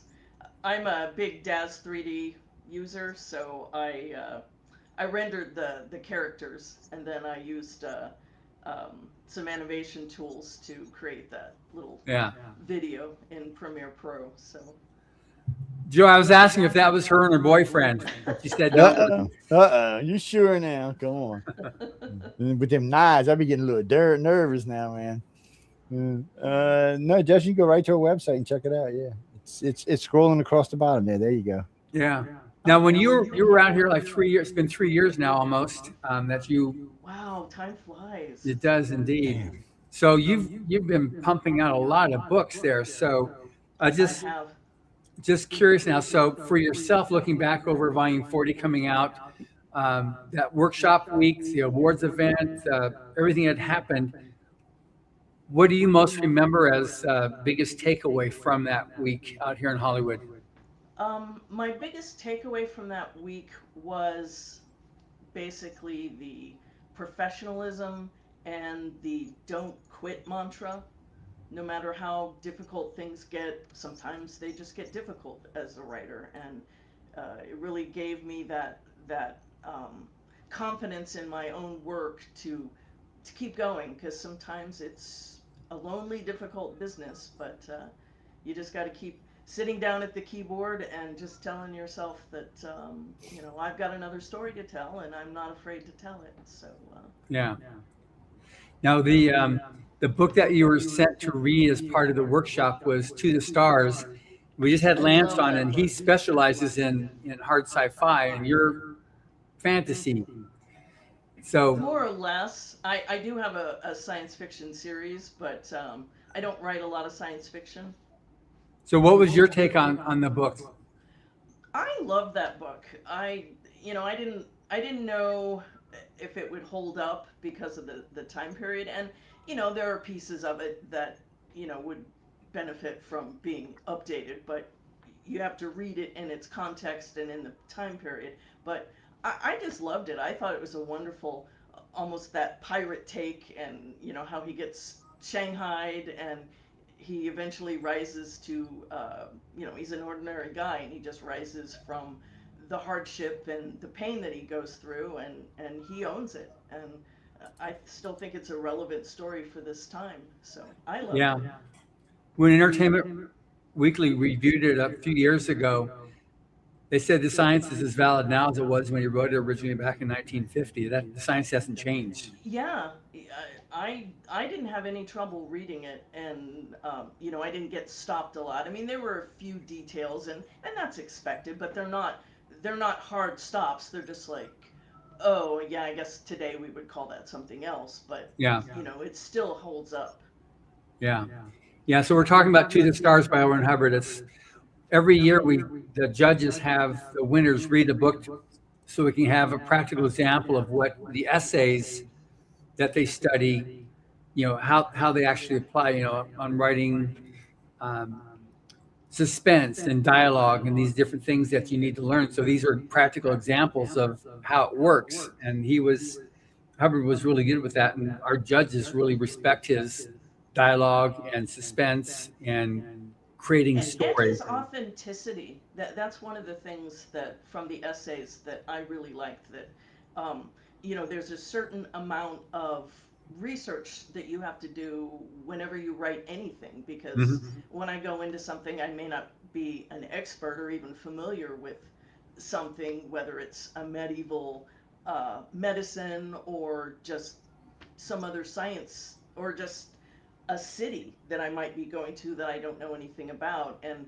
in those essays, it really taught me to be authentic and to do that work, so that when I sit down and I write that scene or scenes, that I'm speaking from an authentic point of view, and it sounds like the reader is there or can understand and really feel that technique or setting that I'm trying to convey. So that was a That's really good. important thing from the essays that I took Oh, that's away. good. Yeah. That's one thing that's interesting too, because on your story in here, you've talked these flowers that have these properties. So is that based upon an actual research you did with certain properties? Because there's a story that Hubbard wrote called Dead Men Kill. And it's one of the very first zombie stories ever written. But he had been in Haiti and studied with some of the witch doctors there, just what, you know, they're, because he studied all types of different peoples. And they actually use various herbs and plants to make concoctions that would make people almost as though they were dead, but they could be controlled. And so when he wrote his book, he was using that knowledge to be able to write that with. So I was just curious. That's the story Dead Men Kill. But on your story, did you have any science behind that, even though you had to then take it and take it one step further? It was actually a blend of mythology and science. So I started with the science. What would it take to produce this effect in my story? But then I had to go with the daffodils. I had to go into mythology to bring both of those concepts into collision, so that I could create the magic that produced the couple that basically dies every summer and Yeah. is brought back to life. No, that was fascinating, and just, you know, so the number of years, was that based upon, was that Lisa, or was that also part of the mythology? That was actually a little bit of a, it's kind of a long segue into it, but it actually came from Fae lore, Yeah. where like the summer of 300 years. So I kind of extrapolated from that Fae lore, Fae magic, and brought that into a modern landscape. And 300 years seemed too much because I wanted to tell a modern story. So I shortened it to 30 years, and then I kind of synced it up with the magic and a bit of the science. So I get it. So it seems like you, as a writer, you read a lot. I do a lot of.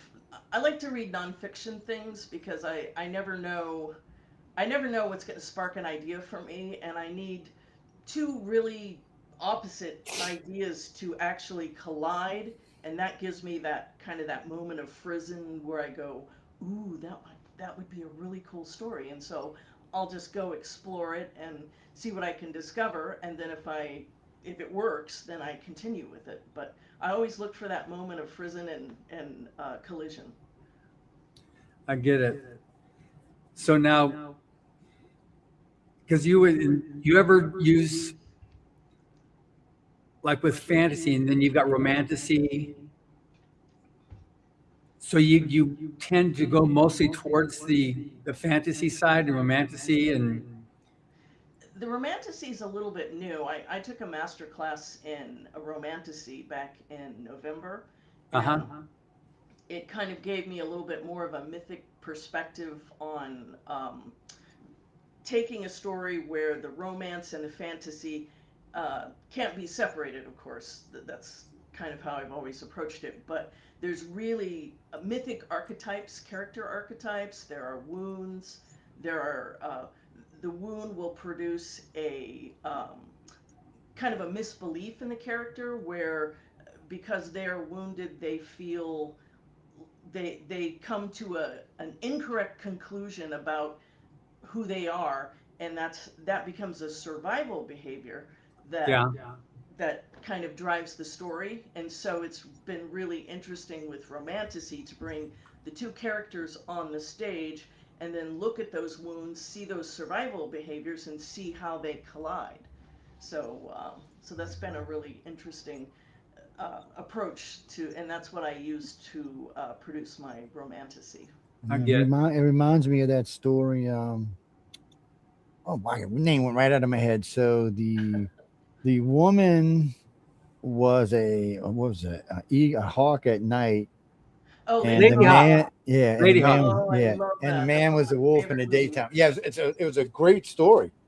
It's a kind of a tough little story to follow. I mean, to watch, not to follow, but Yeah, it's painful. it And does. they It's hit a you tough right one. where you live. So that But was that reminds me of the story. When I was listening to you talk, I was thinking, oh shit, that reminds me of that. That's a good story to listen to, people, or I should say to read. Not everything's available in audiobooks, Cliff. Give it time. Everything will one day be available in audiobook, but not yet. Give it time. Well, as AI comes along with its new voices, problem with AI people, they can sound really good, but they make like goofy mistakes, like the way they read numbers. They don't actually understand Oh, time versus money versus what a number is. It just reads the numbers 905,613 and it moves on. It just, the numbers just totally out of context. You're like, what the hell's going on here? But I mean, don't get me wrong. They are making progress. Though. They really are. Another decade or so, they'll be able to start converting most people's books into audiobook. The only thing I'm not sure about is I heard some lawsuit yesterday about are these places like Amazon just going to convert them without permission? yeah, that's scary. Yeah, so because some people might not want their book to be an audiobook. And some people might want it to be an audiobook, but with all the bells and whistles, not just someone reading. And to me, it doesn't really matter if the person, like if Edward R. Jones is reading me a book, I'm going to listen to it. Even if it's some textbook about some stupid crap, I'm still going to listen. Yep. Grocery list, I'm there. Yeah, I mean, the voice alone will keep you. But, Yes. Not everybody has that good a voice. So sometimes you need some bells and whistles to go along with the voice. But Well, and with Amazon, they may not understand the context of the book, and that's going to take the author to interpret that. you know what's scary? I don't even think Jeff Bezos ever read a book his whole life. He just doesn't look like the book reading kind of person. And I know his new wife, his ex-wife did, but Yes. this new chick, she don't read. She's not into reading No, at all. she doesn't look like Jeff a Bezos. reader. Yeah, she's No. definitely a reader. And His wife was. She was a big time reader, but he wasn't. She used to complain all the time. She said one time in the interview, she said a book, only book he's interested in is a ledger. She said, and now that's on the computer. I started laughing. I was like, surprised though, because Amazon started as a bookstore, so you would have thought maybe you would have thought he'd have been a reader, but he really just wanted to be shipper. He just wanted to ship stuff, and I imagine bookstores too. Yeah. Well, you know what? I'm not the biggest reader in the world, but I do like hanging out in a bookstore and hanging out and talking to people, to a bookstore especially in New Orleans because some of them are really really old. Oh, So it's kind of cool. You know what's weird? In the Tulane University Library has a reading section for readers. That's right. So it's a beautiful library. It's over there on St. Charles. You can go sit and look out the windows and watch the park and everything and read. And I mean, you can read anything. I was surprised because the first time I went in, I was a kid. And I was like, wow, this is really interesting. I was 17. That was a lifetime ago. Yeah. Well, I was really close to that, 15, 16. And my cousins were all getting to the point where they get ready to go to school, and they were all their dad had left them some money, so they were all going to Tulane, and it was just such a cool thing just to sit there and relax. I ended up going to private schools, but it was just it was very relaxing. It was a very nice place to sit and read. It was just a good place to read. And then UNO decided to put a park on the lakefront so you can sit out at the lakefront and read now. And so they even did this thing. So if you want to sit out there at night on the benches, they got these little night lights that you can push and it'll focus down on your book.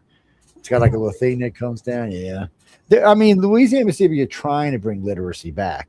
It's hard though. I mean, Mississippi went from 50th in elementary school reading to 9th.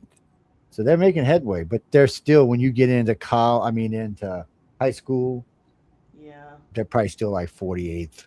Now, I give them a lot of books. We get a lot of books coming from a lot of sources, including Writers of the Future. We help out. We give them books so that just to get people, because good stories can get people to read. Sure. Because I was talking to a kid not that long ago. I shouldn't say kid, he's like 19. He goes, I've just never read anything that was interesting. I said, well, I'll tell you what. I said, you like dragons? He said, yeah. I said, I got something with me. I'm gonna give it to you. I had a copy of 42 with me, and I gave it to him. He called me I gave him a card. He called me about 6 weeks later. He's like, son of a bitch. He said, how many stories are in this book? I think there's 14 in this particular book. Well, it's supposed to last you for a while. He's like, this is just, can I get more? I said, yeah, writersinfuture.com, man. I said, galaxypress.com. I said, just go to Amazon, type in L. Ron Hubbard. I said, there's tons of stuff. Or I said, Writers of the Future. I said, so he goes, well, what else you got in your house? Can I come by and get something from you? I said, come on. I said, so I had a couple different stories. There is such a wide range, and it's really fun to read because you never know what the next story is going to feel like. Yeah, you just know they're going to be good stories because you don't have a lot of times anthologies. You have a few strong stories, and they try to carry the like filler stuff. There's no filler in Writers of the Future. No, yeah, because it's all winning stories. So I mean, it just makes it better. Because a lot of times anthologies are against the theme, and we don't have a theme for Writers of the Future. It's just speculative fiction. So these are the best of the best. And we've got thousands of entries every quarter. So there's a lot of choosing that goes on to get to these final 3 in each quarter. So that's true. So anybody wants just know that they're going to discover the next favorite authors, Writers of the Future is a great resource for that. And short stories are fun because it's kind of an environment where, as an author, you can play, and a lot of times with a novel, the setting or the scope is kind of narrow. Sometimes it's not, but hey Heidi, you just get that opportunity to just dream up whatever you can dream up, and it's a safe space to do that, especially with Writers of the Future, the contest. And if you're interested in being a writer at all, you have to enter this contest because if you hit, it's life-changing. It really is.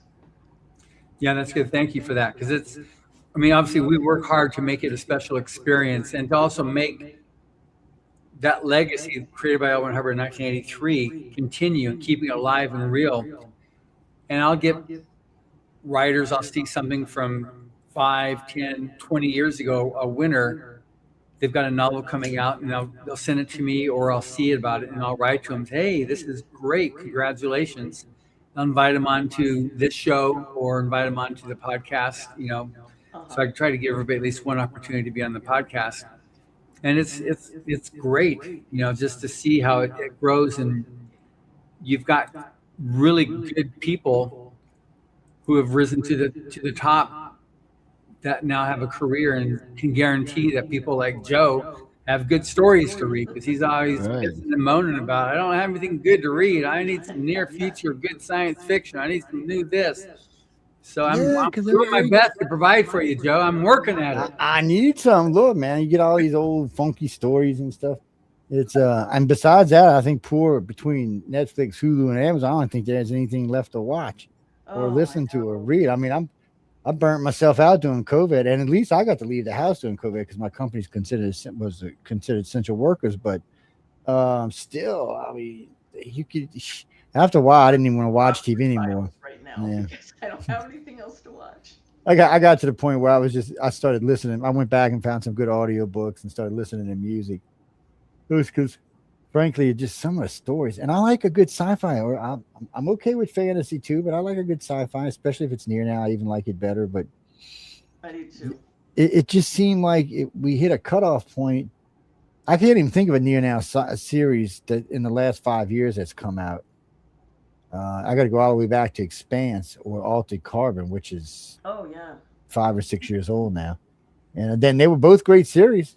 But I mean, Mars was a good series, but Mars was a different series because it was a TV series and a science show all mixed into one show. So, a lot of people liked the Mars series, but they didn't like the science because a lot of that science is geeky and you're not going to understand it. Of course, the science people geeked out and loved it, but then they didn't like the other part. They well, that's not how it's going to be. I'm like, how do you know how it's going to be? We ain't been to Mars yet. Wait till we get there. We start complaining. And then I got a thing from SpaceX the other day. It was funny as hell. The guy said Elon Musk would appreciate if you'd stop referring to him as being from Mars. I said, well, he sure wants to go home really bad. I'm thinking that's where he's from. I'm gonna get one way or another. I'm gonna interview this guy. It's good. Have him come on my show with me and clarify for me so I can fully understand. He is something else, man. Getting him to do anything is tough, but yeah, it was funny that they had actually said that. But it really, I can get every now and then I'll get a response. Well, we'll give you a 15-20 minute interview, and then 6 months goes by, you don't hear nothing. So you're kind of like, well. And I understand every time you turn around, a man is just unbelievably busy. Yeah. I mean, he just doesn't stop. But he's got this weird thing about going back to Mars since he was young. And when I first seen him with PayPal, I was thinking, wow, this dude must be from Mars. About it. I mean, and don't get me wrong, I love Mars. I got a big fascination with it, but he's crazy over it. Yeah. And now he's going to put 100. And you know what the scary part is, people? If y'all ever seen Moonraker, if you've ever watched James Bond and you've seen Moonraker, Elon is Drax, buddy, or his son X is Drax. Somebody in his family is going to turn out to be Drax. He's putting 100,000 satellites around our planet. No God knows nobody what they're doing. They all got cameras on. They all got lasers on. They all communication satellites. No tell.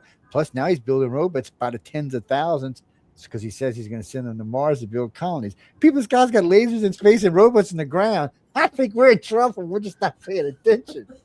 That's what he's telling us, that he's sending it to Mars. Yeah, one day we're going to wake up and we're going to hear SpaceX robot here. I didn't order one. Oh, courtesy of Elon. Let us in, buddy. I'm not feeling the love. Don't get me wrong, people. I love Elon, but she makes me nervous. It's just because I don't know what the hell does he need 100,000 satellites around the planet for? Just for stuff. For science. So right now, and this is what was scary. I did this on one of my shows on News on the Flip Side. I took Elon Musk's satellite map from SpaceX, and I started clicking on the satellites, all his whatchamacallits, whatever you call it, his internet satellite. I started clicking. Everybody's laughing, right? So you start seeing these little white dots, and then you start seeing whiter and whiter and whiter, and then you start noticing the whole freaking planet's covered. The only places that he doesn't have covered is a gap at the North Pole and a gap at the South Pole. Other than that, there is no part of this planet that is not covered by Elon Musk. And that's not scary at all or anything, right? Yeah, it scares the living hell out of me. And then he wants to put up another 90,000 of them. I'm like, Elon, what are we going to? Are you just like planning on lasering the planet, like raking it until everybody's dead and then putting your own people down here? Now, I think he wants. No, I'll tell you what he's going to do. He's going to build a colony in Mars. He's going to bring all his family over, all his people.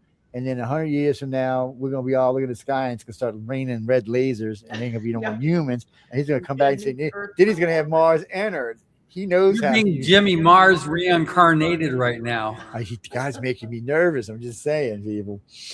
I ain't going to be around for it. I'll be dead. So y'all are on your own. It's something else. Think the robots are bringing our lunch, but they're actually bring death. And his little kid X is a little demon. I mean, he's gonna be like, what was the child? What was it, Damien? Yeah, that's who his kids. Okay, let's push this back over now. Lisa's an author and she's writing books. These are good stuff to write about, Elon.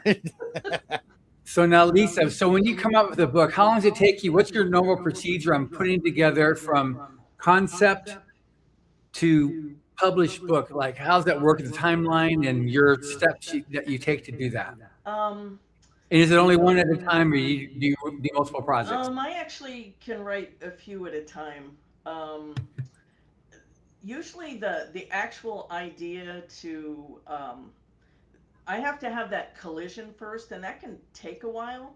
But once I have that concept in my head, I do something called a novel dare, where I sit down and I write the first draft of the novel. It's kind of a total immersion from the inciting incident to the denouement, and I will sit down and write that, and I can write that in anywhere from 12 days to 30 days. And like in May, I was working on a trilogy, and I wrote the first two books, the first draft in 39 days of two books.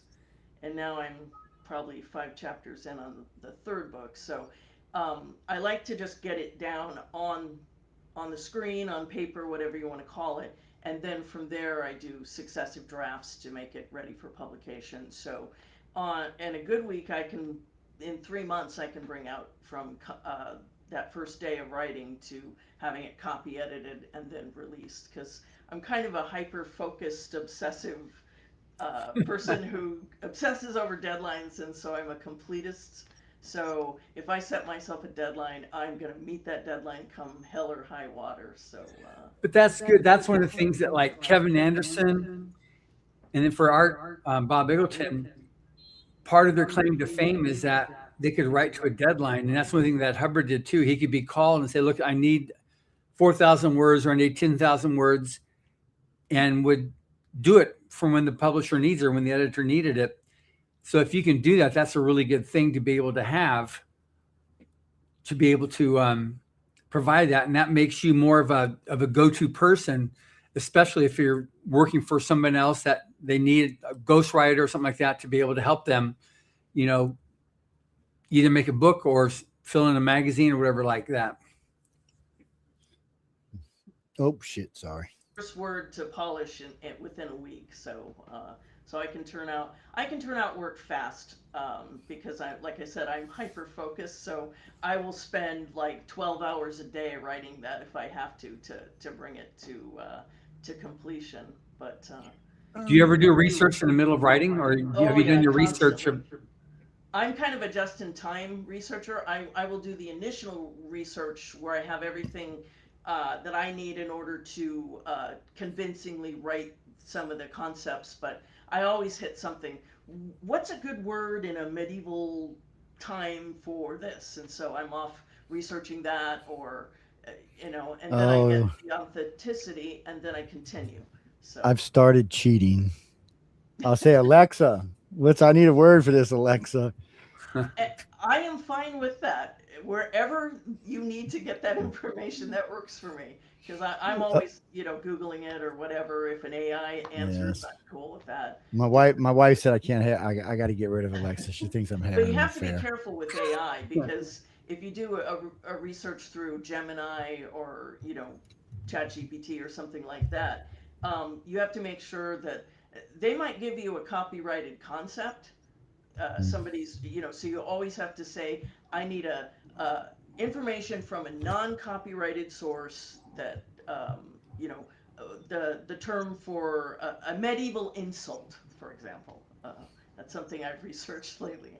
So I needed those, but I had to make sure that it wasn't going to give me something from somebody else's book or a game property or something, because they're really bad about doing those things. So you have to be careful with AI, but if you're just doing searches to get sources, maybe I don't know exactly what I'm looking for, so I want to go look at some Fey lore or a book about herbs or something, and so I'll go off and do that research, and when I feel confident that I can project that on the page with authenticity and truth, then I will go and I will write it. You ever just go through and just write the book, write your story, even though you know like this is really weak or this is the wrong words, but put it down so you don't forget the train of thought, and then go Yes. back and do your what's that word? What's the better word? Yeah, sometimes I will do that, but I tend to be one of these. You can laugh at me if you want to, but I tend to be from the Tony Hill. Ropes and Green is Tony Hill from the writing school, where I have to keep asking the truth of a question. Well, why is this character doing this? And then I have to kind of go down the rabbit hole and figure out why this character is motivated to do that. And when I find the truth of the scene and that character's motivation or the events, then I can go on. But I have to feel that authenticity, or I struggle to write it. But if I'm just trying to get it down, I will get it down on paper, but then I will have to come at that scene again and completely do a redraft so that I get the authenticity. Otherwise, it's going to come across as, well, it sounds like she just did a bunch of research and she doesn't understand what she's writing. Right. So, Because in the Joe listened to the audiobook, but it's a 1.2 million word story called Mission Earth, and oh yeah. Hubbard had about 1,000 pages of notes. He had every character thought out, all the different inciting incidents, all the way through to the end, how the narrator and change of narrator, he had it all worked out and thought through. So then he could just go boom, because he wrote all 1.2 million words in 8 months. Wow, that's impressive.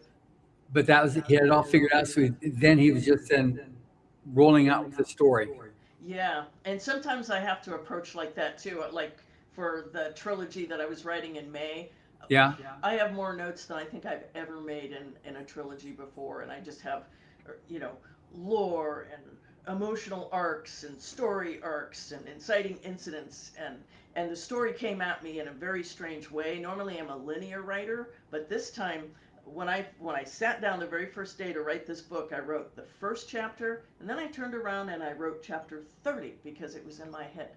And I had to come back and redraft chapter 30 when I got to the very end of the book, but I had to put it down. And then, I was getting, like when I was writing book 2, I had to sit down and write because I found the last 2 sentences of book 3 that ended the trilogy. So I had to go and I write that scene. And it really came out of order this time. And so I had to just capture those scenes and just saved it off into a file. And then when I got to it, like I said, I would end up having to redraft it, but the skeleton was there.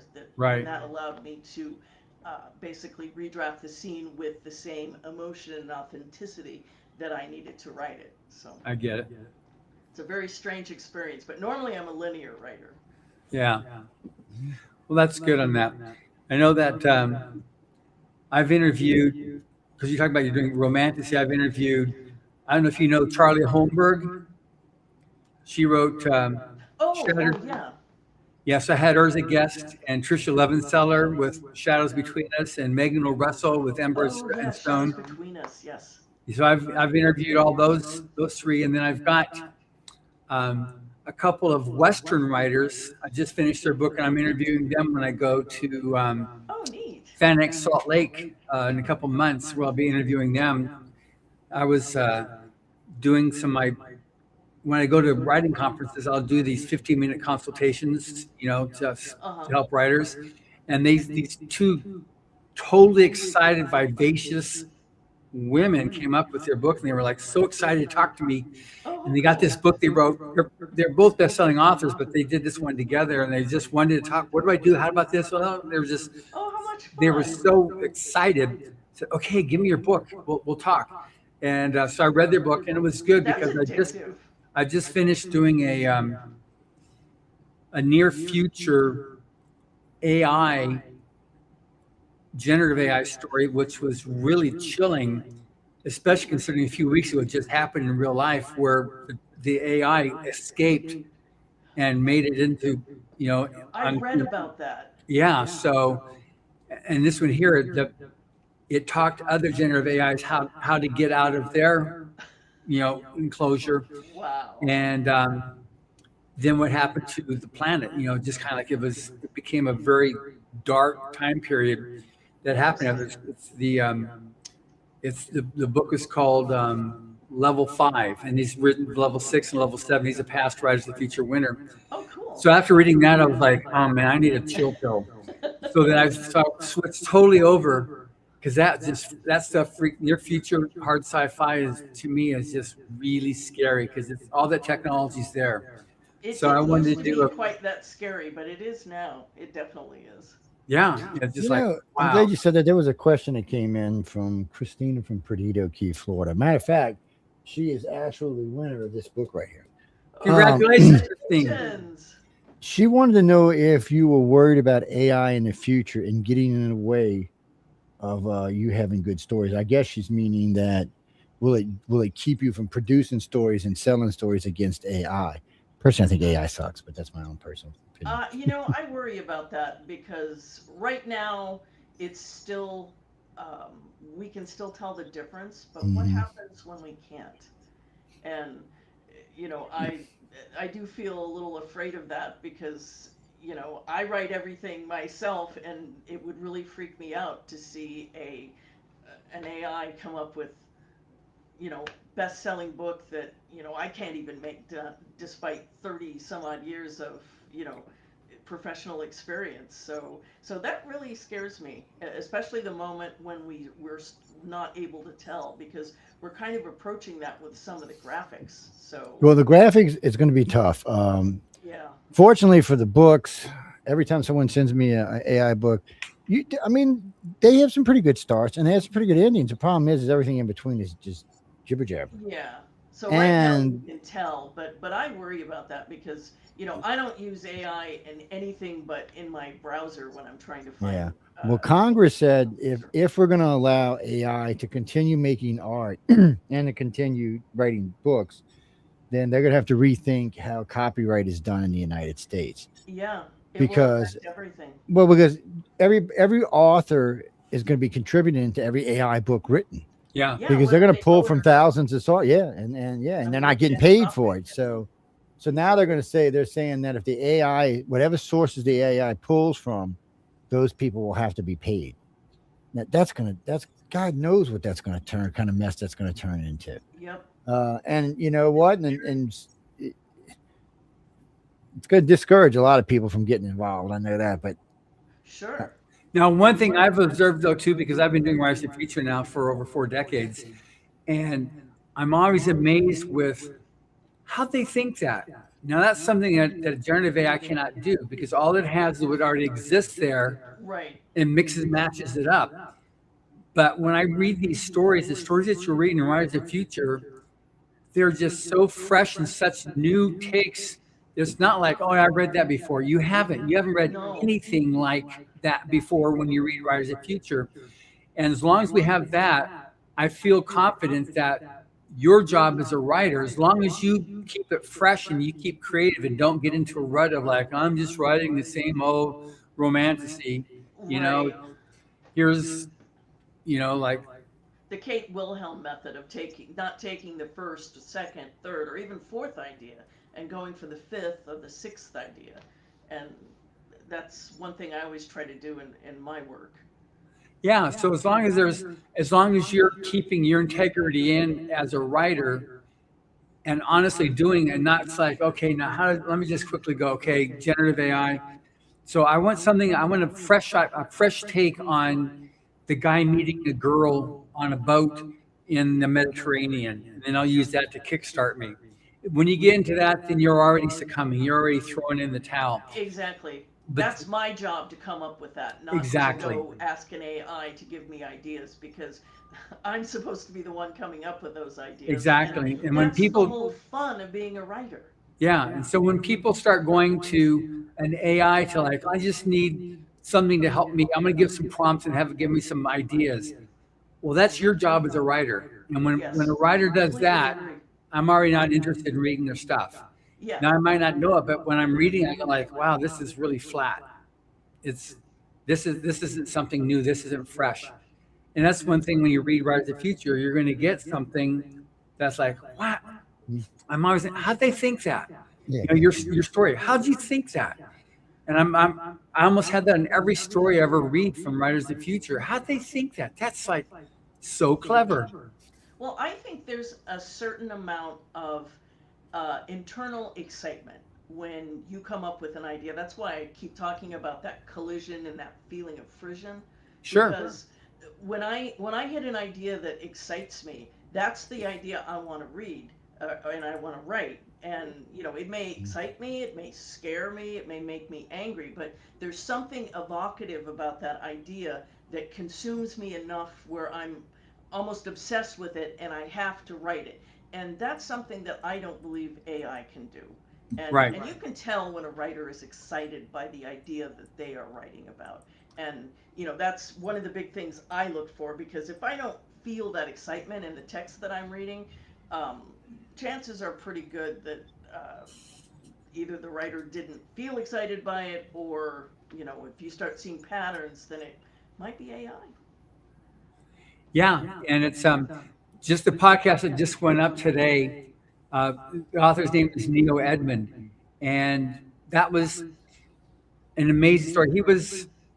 He's a screenwriter, TV for movies, television. He was an actor in 150 episodes of Power Rangers. Oh, cool. He wrote a lot of Power Ranger books, and he had this one series called Red Riding, and he said it wasn't very good, the text of it, but it was such a fun story that the importance of a good story can't be belittled, because that's what to me is the senior thing. Because I read a lot now. I don't watch television. I watch movies every now and then, but mostly I don't watch television. But I read books as I got to because of the podcast. Right. And I love a good story. A good story, I'll forgive so much, grammar and things like that. Right. If That's it's true. a little bit loose. If it's a good story, man, I'm just like so with that author. Same here, definitely. Yeah. And I like So the emotion that comes with those stories, because yeah. you can tell that this author is just having a damn good time with Yeah. this Yep. story. If it's it's a lighthearted thing, and they're just having a blast telling the story. And, Yeah.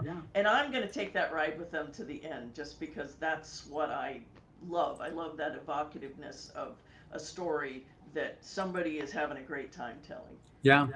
And one of the things that's probably the hardest part for me on my podcast, because I've met so many amazing writers, I bet you have. and they've got a series of 2, 3, 4, 10 books. Uh-huh. I'm like, oh man, I so want to be able to read the rest of this series, but I'm in the middle of 5 books right now for the next, and I've got a stack of this, and I just got an email yesterday saying, look at it, I'd love to be on your podcast. I got this, and then some past winter gets published a book for the first time, and I go, oh, okay, that's my own policy. I invite them as a guest, so I have no scarcity of things, but I can't get past 1 book per author, and it's that's unfortunate, because sometimes I really love this, just a fun story. Yep, those are series that I think a lot of people look for, and I know I'm one of them, because, like I said, if the writer's having a good time, I'm going to follow them to the end, because it's just fun. What was the name of the novel that the 2 women approached you about? Yeah, that one is, 1 second here. That's the downside too. I read so many, I have to look at my. Oh, I bet the titles blur, but that sounds Yeah. like a book I want to read. So. Yeah, it's.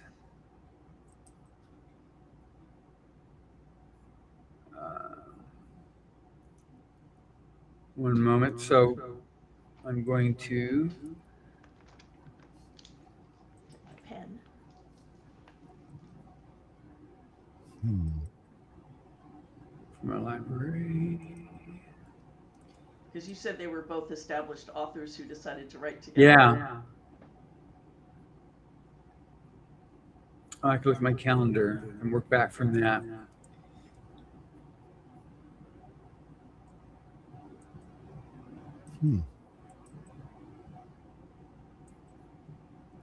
So her name, the 2 authors are Lucy McConnell and Erica Penrod.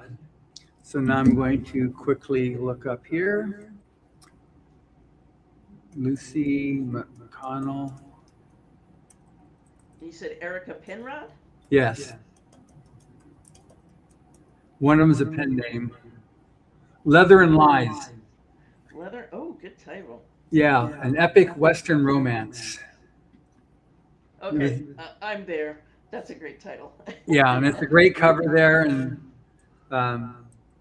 yeah, it was a fun book there, and just what I like about a series too is when it's a complete arc, because sometimes a series, the end of book one is really like just you get to a point and then like stay tuned for what happens next. Oh yeah. Yeah. And sometimes the series will do that, but there's one series I've read a lot of over the last several years, and I downloaded the audiobook and just listened to that while I was doing odd jobs and stuff. And I got to the end, and it went straight. Instead of being the next chapter of the book, it was the next book. Oh man, he did that. I don't like that. I like the arc to be completed. And so that one there that I just told you about, the Leather and Lies, it's a full arc. Oh, perfect. And it has a great ending, but then it's very obvious that there's one string hanging it now. Okay, now something else is going to happen. See, I like that when they tie that up and then they drop another string. Exactly. And then it goes into the next book. But I've got the full. The denouement is fine, and it ends, and it's really, really fun. So I'm really anxious to talk to them when I see them in a couple months in Salt Lake City. But mostly they were so excited about their book, which I love. And so see, to me that's infectious, and so I need to read that now. Yeah, and I'm a sucker for that, because I totally like supporting authors. Me too. Yeah. There's a lot of a negativity associated sometimes with the competition, but I don't see them as my competition because they don't write exactly what I write. So I see it as a supportive thing. So yeah, there were over 4.1 million ISBNs issued last year in the United States alone. ISBN stands for International Standard Book Number. That means a unique book that's registered with a copyright. And above that, there's over 5 million books, but that's a lot of books. So there's no scarcity of books being written. And I mean, I'm reading 50 books a year. So I'm a definite consumer. You're a consumer. So there's no problem with I don't read that many a year, but I definitely read a dozen or two. Yeah. And Joe listens to the audiobooks, so you go through a lot of audiobooks. Yep. Yeah, my wife probably reads a good 50, 80 books a year. She can't help herself. Wow. Actually, if I'd get her new glasses, she'd read more. I keep telling her, let's go get your glasses. She said, oh, well, I will. But the sad part is she's actually slowed down in her reading. It used to be if I didn't bring a book that was like as thick as my fist, she was like, what is this? She said, it ain't 1,000 pages. Don't bring me this. And then, of course, I remember the first time when Anne Rice's first book came out. I went and got her the big version with the hard copy, big, thick, huge book. I said, okay, baby, I'll see you a couple of days. She comes by, it's about time for bed. She said, well, I can't wait for the next story. I said, what do you mean you can't wait for the next story? She said, well, I'm through with them. So you through with what? The book? I'm like, oh, my God. That was it. And we started filling up. We were so many books coming in the house. We ended up with a Linden library in the house. But that first book was just like guzzling water. I mean, I know I just blew right. Yeah. Yeah. I mean, she was just like, I like this. I was like, oh, okay. I said, I thought Anne Wright wrote porn. She's like, no, what are you talking about? She loved, what did she wrote? She wrote love novels. Excuse me. She wrote risque love novels. Let me rephrase that. Yes, But then she got into the vampire series, and everybody was like, holy cow, girl. That's pretty good. But that informed that whole series, so it became the hallmark of that intensity and that obsessiveness with the romantic obsessiveness with the vampires. So yeah, that was a unique thing that came together because she was writing those other books. So. And she couldn't have been in a better city for it. So. Oh my God, no, those two are almost inseparable concepts now. I remember when she put in the story about Antoine's, that the owner was a vampire, and all the pictures on the left wall were pictures of him through the past. Because there's like 5 or 6 pictures of different Antoine owners or family, you know, and they all look the same. They're just dressed differently. So, but they all look like the same person. She's like, yeah, he's just the same person. It's a vampire. He said he's the one who came from France. He was Lestat's lover in France. I was like, okay. I didn't know what to think about it. Well, it brought a lot of business into Antoine. Antoine's is a 5-star restaurant. It brought a lot of business in. They were like, oh, what do you? And then because there was one particular day, some tour guide came by with about 50 people. They're all standing in the hallway of Antoine's blocking up the restaurant. And the guy, I remember the manager, he's like, that story. That's awesome. yeah. So the manager came out and said, what's going on? He said, well, we came to see the vampire. He said, there's no vampires in Antoine's. I'm telling you ahead of time. But then they got, I can't remember his name, but he comes down at the Quarter Two Sisters in, I can't remember the other restaurant. I think it's Arnaud's, and does Ghost with a Dinner with a Ghost. I'm sorry. Oh, how neat. So they charge everybody. That's like $100, $150 a head. And then at the head of the table, that's where the ghost is going to eat. And they go into one of the most haunted places in the restaurant, and they have Ghost with the Dinner. Oh, Now, I have heard stories on a couple occasions that stuff has shown up. I have not seen one myself, so, but I have heard some pretty wild stories from this. I used to help the guy book the dinners. Pretty much after the 4th or 5th whiskey sour, it's all of a sudden you start seeing all kinds of stuff. But it's crazy how much money they make doing this. I was like, it's a real thing. He's like, oh yeah. He said people love to come out and get scared. I'm like, okay. Well, you talked about the other thing just on UFOs. That one guy, the shyster, the guy that takes people and they pay all kinds of money. Oh yeah, Dr. Greer. Yeah. Oh wow. I'm sure he hates me with a passion. It's well, I mean, because the guy tells you, I'm in Washington D.C. and I'm speaking at the press conference at the Washington Press Club, and he says, oh no, he said, I'm at night I bring out a group and we have a spiritual ET contact, and he said I charge him about $5,600 a head. I said, wait, what are we doing? He said, yeah, we go out to the beach and we have a spiritual enlightenment with ET. He said ET shows up spiritually. I'm like, oh really? He's like, yeah. He said, yeah. He said, I don't bring any groups larger than 12. That's $60K he's making. How? And what got me is how many stupid people paid him. I was like, so I'm 2 days later, I'm on a stage giving a lecture, and this lady was like waving her hand at me. She said, what do you think about the Dr. Grass? I don't like talking about my fellow ufologists. She said, well, what do you think about a spiritual? I said, I have no comment. And the audience started getting pushy. They're like, well, Mr. Joe, you mean you have no comment? You comment on everything. I said, I have no comment. I said, I'm friends with the owner of this conference. I said, I don't want to start no trouble. And the lady stands up and just starts screaming. I can't use the language you're using. Bleeping, shyster, bleep. There wasn't no ET there. I want my money back. I said, you're talking to the wrong person, sweetie. But that's the best part is in Roswell, they've got the guys who think alien abduction is demonic possession. Oh, there's something else. Yeah. Really? Oh yeah, they've got a whole team of ghost demon busters and stuff. It's crazy. It's so they think if you've been taken by aliens, of course. Well, John, you probably are crazy if you've been taken by aliens. But regardless, they think that the demon got you instead. And well, this lady, I was at a conference giving a lecture, the lady starts telling me about it. And I'm like, really? I said, well, how do you know? She said, well, because it stops. I'm like, really? I said, does it really stop? Or is it something you've just blocked out in your head now? I said, I can hypnotize you and find out. She said, really? So I did, and sure enough, whatever it was hadn't stopped.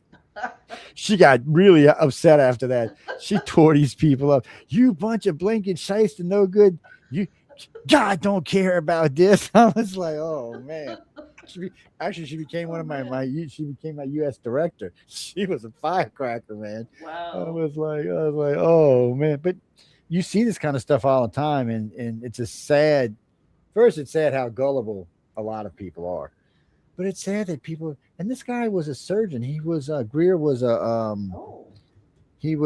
for the New York emergency room when he retired. He's worth $14 million. That's how much since he quit being a doctor in 2001 and became a ufologist, he's made $14 million.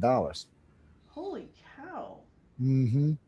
Now I know a lot of ufologists. I don't know any of them that's made any real money. Some of them make a little bit of money, but not that kind of money. So he's got a really good scam running on, and he travels around the world with his. Let me enlighten you with ET. If Jim Mars was still alive, Jim would put his foot where the sun don't shine. Yeah. Well, if this dude's making $60K a night, I mean, yeah, a lot now. There's a lot less UFO conferences, so I imagine it's gotten into his wallet, but still. He provides witnesses for the government, which when I gave testimony, I said, y'all believe this guy he gave you? I said, he's got third-hand knowledge. Why would you believe anybody with third-hand knowledge? yeah. And admittedly was a spy for the U.S. government. Huh. I'm like, I'm confused. I said, did anybody ask him to take a polygraph? I would have. They all looked at me like, well, what do you mean? I said, when I went to give testimony, first thing I told them when I went to give testimony was, why don't you bring someone from Quantico that can polygraph me? I said, I don't want to have to stop every 5 minutes and explain what I'm telling you. I said, if there's a polygrapher, he can tell you if I'm telling the truth or not while we're talking. They loved that idea. They couldn't even believe I suggested it. But we were in the skiff, so nobody was going to see us. So I was fine with it. And so they sent over a guy who did voice stress, a polygrapher, and 2 body language analysis people, facial. All 4 of them said the same thing. I still remember when Nancy asked him, she said, I had said something, and she looked over at everybody and she says, there's no way he's telling the truth. And all 4 of them like, yeah. First off, the lady goes, look how relaxed he is. He's not even tense. Does he even look like he don't even look like he's trying to lie to y'all. The guy is just seriously relaxed. He's in the chair. He's like, yeah, come on, let's ask some questions. I'll give you some answers. The polygrapher looked up at it. She said, not only is he not lying, she said, he's got good control over it because that thing is just steady moving along. It barely even moves when I'm talking. He's like, you really know what's going on around you? I said, I came here to give testimony. That's what I'm doing. I said, you want me to lie? I said, I'll give you a lie. And I said something really stupid. And the thing goes, I said, you happy now? He said, yeah, kind of. and the lady in charge goes, what? And I said, you're really ugly. And the thing goes, whoosh, whoosh. And she looked at me. I said, well, it says I was lying, so you must be pretty, right? She's like, and then it just kept going. She's like, oh, the thing really does work. I almost feed myself. I'm like, what do you mean it really does work? That's this number 2 guy for Quantico polygraph, and y'all asking if it worked. But I tell you what, it was interesting because it hacked off a lot of people. Oh, I bet. It was well, because I was saying things that 1, they didn't expect to hear, and 2, they wanted to say, oh, he's lying, it's a fraud, he's crazy. But the people there to verify it were like, he's not. You ruined the narrative. Yeah, oh yeah. Well, I know that admiral got hacked and told me he wasn't going to be able to retire because of me. I was like, what are you talking about? He's like, oh man, now you didn't set all this stuff. I'm gonna have to stay in the military just to make sure my family stays safe. He said, I had no idea that this was this much activity on our planet. And I looked up at him. I said, well, that gives me not very much faith in my military. I felt, I don't even know what to tell you what I felt. I was kind of like, what are you talking about? You guys should know everything. You're freaking military. Apparently they don't. Yeah. Yeah, well, they told me point blank that the government knows squat, and whatever they do know is compartmentalized. So nobody really knows what the blank is going on, and presidents aren't told. Most Americans don't even know presidents aren't allowed at Area 54 or Area 51. They cannot get. There's nothing they can do about it. They can jump up and down, throw a fit. They're not allowed there. They don't have the clearance. Yeah, they don't have the clearance. Yeah, there are things that have high, that actually several of us have higher clearance than the presidents do. Because they're not lifers, they don't have to give them a clearance. And let's be honest, Reagan, when he got a little weird when he ended there. Biden got a little weird when he ended there. We don't know if we want to let these presidents know too much. And Clinton already told everybody, I'll tell everybody if you tell me. So did Obama. So they're not getting it. And I don't think Trump cares. He's off in his own tangent, whatever he's doing. I don't think he cares. I mean, he releases stuff all the time. I mean, he's the only president I've ever seen. The Epstein files, the UFO files, the Kennedy files. We've been fighting for these for 5 decades, and all of a sudden here come, yeah, sure, you can have them. Wait, what? And then we get him, and there's like, no wonder, yeah, it's a big letdown.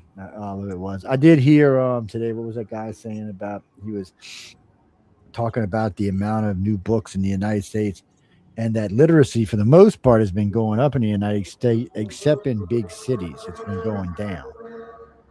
So I'm a little confused. I mean, it makes sense. We take a look at what's happened with the organization of education, just Yeah, well, that's what he was reading, talking writing, about. arithmetic, and getting rid of current events and getting rid of American history and civics. Yeah, it's just sad to see our country going like that. But I was glad to see though that South started. Mississippi really wants to change its ways. I mean, it's to That's the point good. now. It cut some deals with some big companies coming in, and That's part of the good. big part of the big education kick is these companies want to come here because it's cheap in Mississippi. There's not even state tax here anymore, and we have a lot of low tax and everything. Oh, But there's no Mississippi, state taxes here in Vegas. yeah, that's true. But the problem with Mississippi is its education base is low. So bringing them for high tech jobs, they still have to bring in people from out of state. So Mississippi said, okay, we'll make a deal with all you companies to start upping our education quotas for all from high school through college. So since they've done that, just this year alone, they've doubled the amount of people graduating from high school and Oh, college. that's fantastic. So these businesses are like, all right, well, we're going to come there. So they want to transform the state into something because it's really, truly, it's a pretty peaceful state, except, well, you get up north, it's a little weird. But in the South, there's no races in the deep South. The middle of the state, though, you might be thinking you're living in like 1860 or something. So you might want to be careful what you say. Yeah. Look, I'm not. You're gonna be shutting us off pretty soon here, Dan. So I just want to be able Oh, to yeah, we got to get out of here. remember. We talked about this series, the Westerns. It's the 90th anniversary, so great for the one person that won the book. We'll be doing more about this next week, and then we have Lisa, who was published in volume 40. So it's an amazing contest. I really encourage you to enter the contest if you're an aspiring writer or artist. And if Zero, you it'll love, change your writing life. yes, and if you like great science fiction and fantasy, I highly recommend this series because this is where you're going to discover your next favorite authors. And Lisa, having won here in volume 40, you've now published, what, a dozen books since? My 33rd book comes out this month. Way to go. So Yeah, so, you discover, if you read volume 40, then you discovered her like, oh, wow, that's a great story. Then you're going to find an author you're going to enjoy. And then now you've got, over 30 books you can read and climbing. Now, very true. one of the things I've noticed about Writers of the Future too is how many people double and quadruple the amount of books they're putting out after they win and come to LA Oh yeah. and meet It's everybody. very It is. It's very. Right. It's extremely motivating. It's not. I guess I should give the illustrators credit too because they're producing more. It's Yeah. Well, Jeffrey, it is a motivation. I mean, you're talking to all these hardcore authors and illustrators. These are very famous, and if you're in the field, you know who these people are. Exactly. And even some of you people who are not in the field, who appreciate good art or good stories, will probably know who a lot of these people are. You give writers tools for success, and you give every writer and illustrator who wins in this contest, you give us this Cinderella moment that is just absolutely priceless, and It is. it's something that will stay with you forever. So even in your darkest moment as a writer, when you just feel like I feel lost and I don't think I can do this anymore, then you think back to that incredible experience, and it helps you get up off the floor and say, okay, I'm going to come at this again because my career is worth it. Yeah, no. Exactly. We've got to get our skitty butts out of here because I smell food cooking, and I only got 40 minutes to the next show, so I got to get moving. Well, thank Lisa, you so much for having me. yeah. This is Well, fun. remember now, start next week, this shelf will be getting empty. It's been steadily getting emptier and emptier. I'm running out of books. I keep telling all you authors, put a book up there. Okay, I'll send you some. Because I give them. This is what I do. So what happens is they stay there.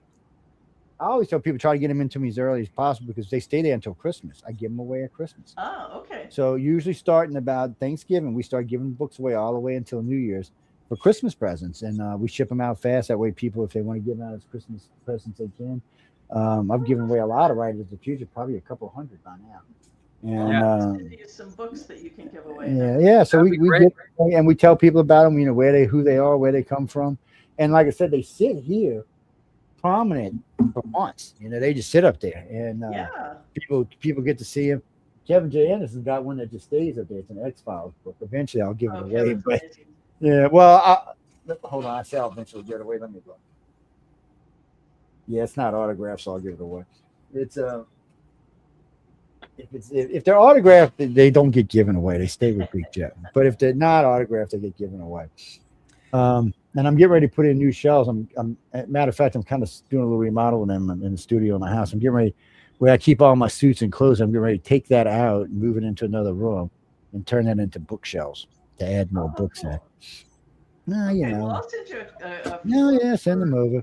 giveaways. That Well, would it's be great lovely. seeing you again, Lisa, and I'm Yeah. glad to see you're like pumping them out. Thank you. You guys take Jesse. care. Okay. Jesse, writersofthefuture.com if you want to take the course or submit. Yep. If you're looking for the books, it's galaxypress.com. Don't get me wrong, you can go to Amazon or any books. It doesn't really matter. If they sell lots of books, they're going to have these books. Yep. But I mean, if you just want to go to the source, it's galaxypress.com. And Right. if you're a Well, this is writer, good, man. enter this contest. Enter the contest. Great. Thank you. Take Yeah. the course. Yeah. It's free to enter. It's free to enter. No. So there's a writer's course. It's not an illustrator's course because if you want an illustrator's course, you got to win. And then you can hang out with Dan DeSantis. Oh, yeah, he's a lot of fun. And Mr. Dragon himself usually does a class. And Larry Elmore. Oh, yeah. There's a lot of good artists. It's Tom Woodsday. Oh, I can't think of Disney's name. What's his name? Who did the cover? This year's cover. Cirillo? Yeah. Okay. I couldn't remember his name for some reason. Yeah. So there's just talent that you'll get access to, people that you're not getting anywhere else. Or if you do, it's going to cost you dinero to go to one of their classes. Oh yeah. Oh, yeah. They offer classes, but not for free. Here it's free. Yeah, everything is free. Except for your food. Everything else is free. So Yep. come learn, come get motivated, come be the next famous illustrator or sci-fi writer. It'll be the ride of Yeah. your life, let me tell Yeah. Yeah. Plus, people, I'm looking for some good sci-fi to read. you. I don't even care if it's 800 years in the future right now. I just need some good sci-fi. I don't care anymore. I just want something. But anyway, I know we got to go. I want to thank everyone for tuning in United Public Radio. Don't forget, Writers of the Future always airs prior to this show every day, so you can get a double dose of authors on the network. Who? Oh, no, we don't carry him anymore. Yeah, they did authors too, but he got his butt in trouble, so he had to go. Anyway, I'm being paged. Again, thanks everyone for tuning in to United Public Radio and Office Quill. I hope y'all enjoyed the show. If you do have a moan, groan, gripe, or bitch, you can write to Michelle DeRoche at uprnradio@gmail.com. I'm sure she'll be very polite when she writes back to you because she's very sweet like that. Right now, she's a little sick, so don't piss her off. But other than that, she's good. Good night, everybody. Good afternoon. Bye-bye. Oh, no, we're not playing no outros. Get out of here with that stuff. I don't know what this new thing is. It wants to play outros every time I leave. Like,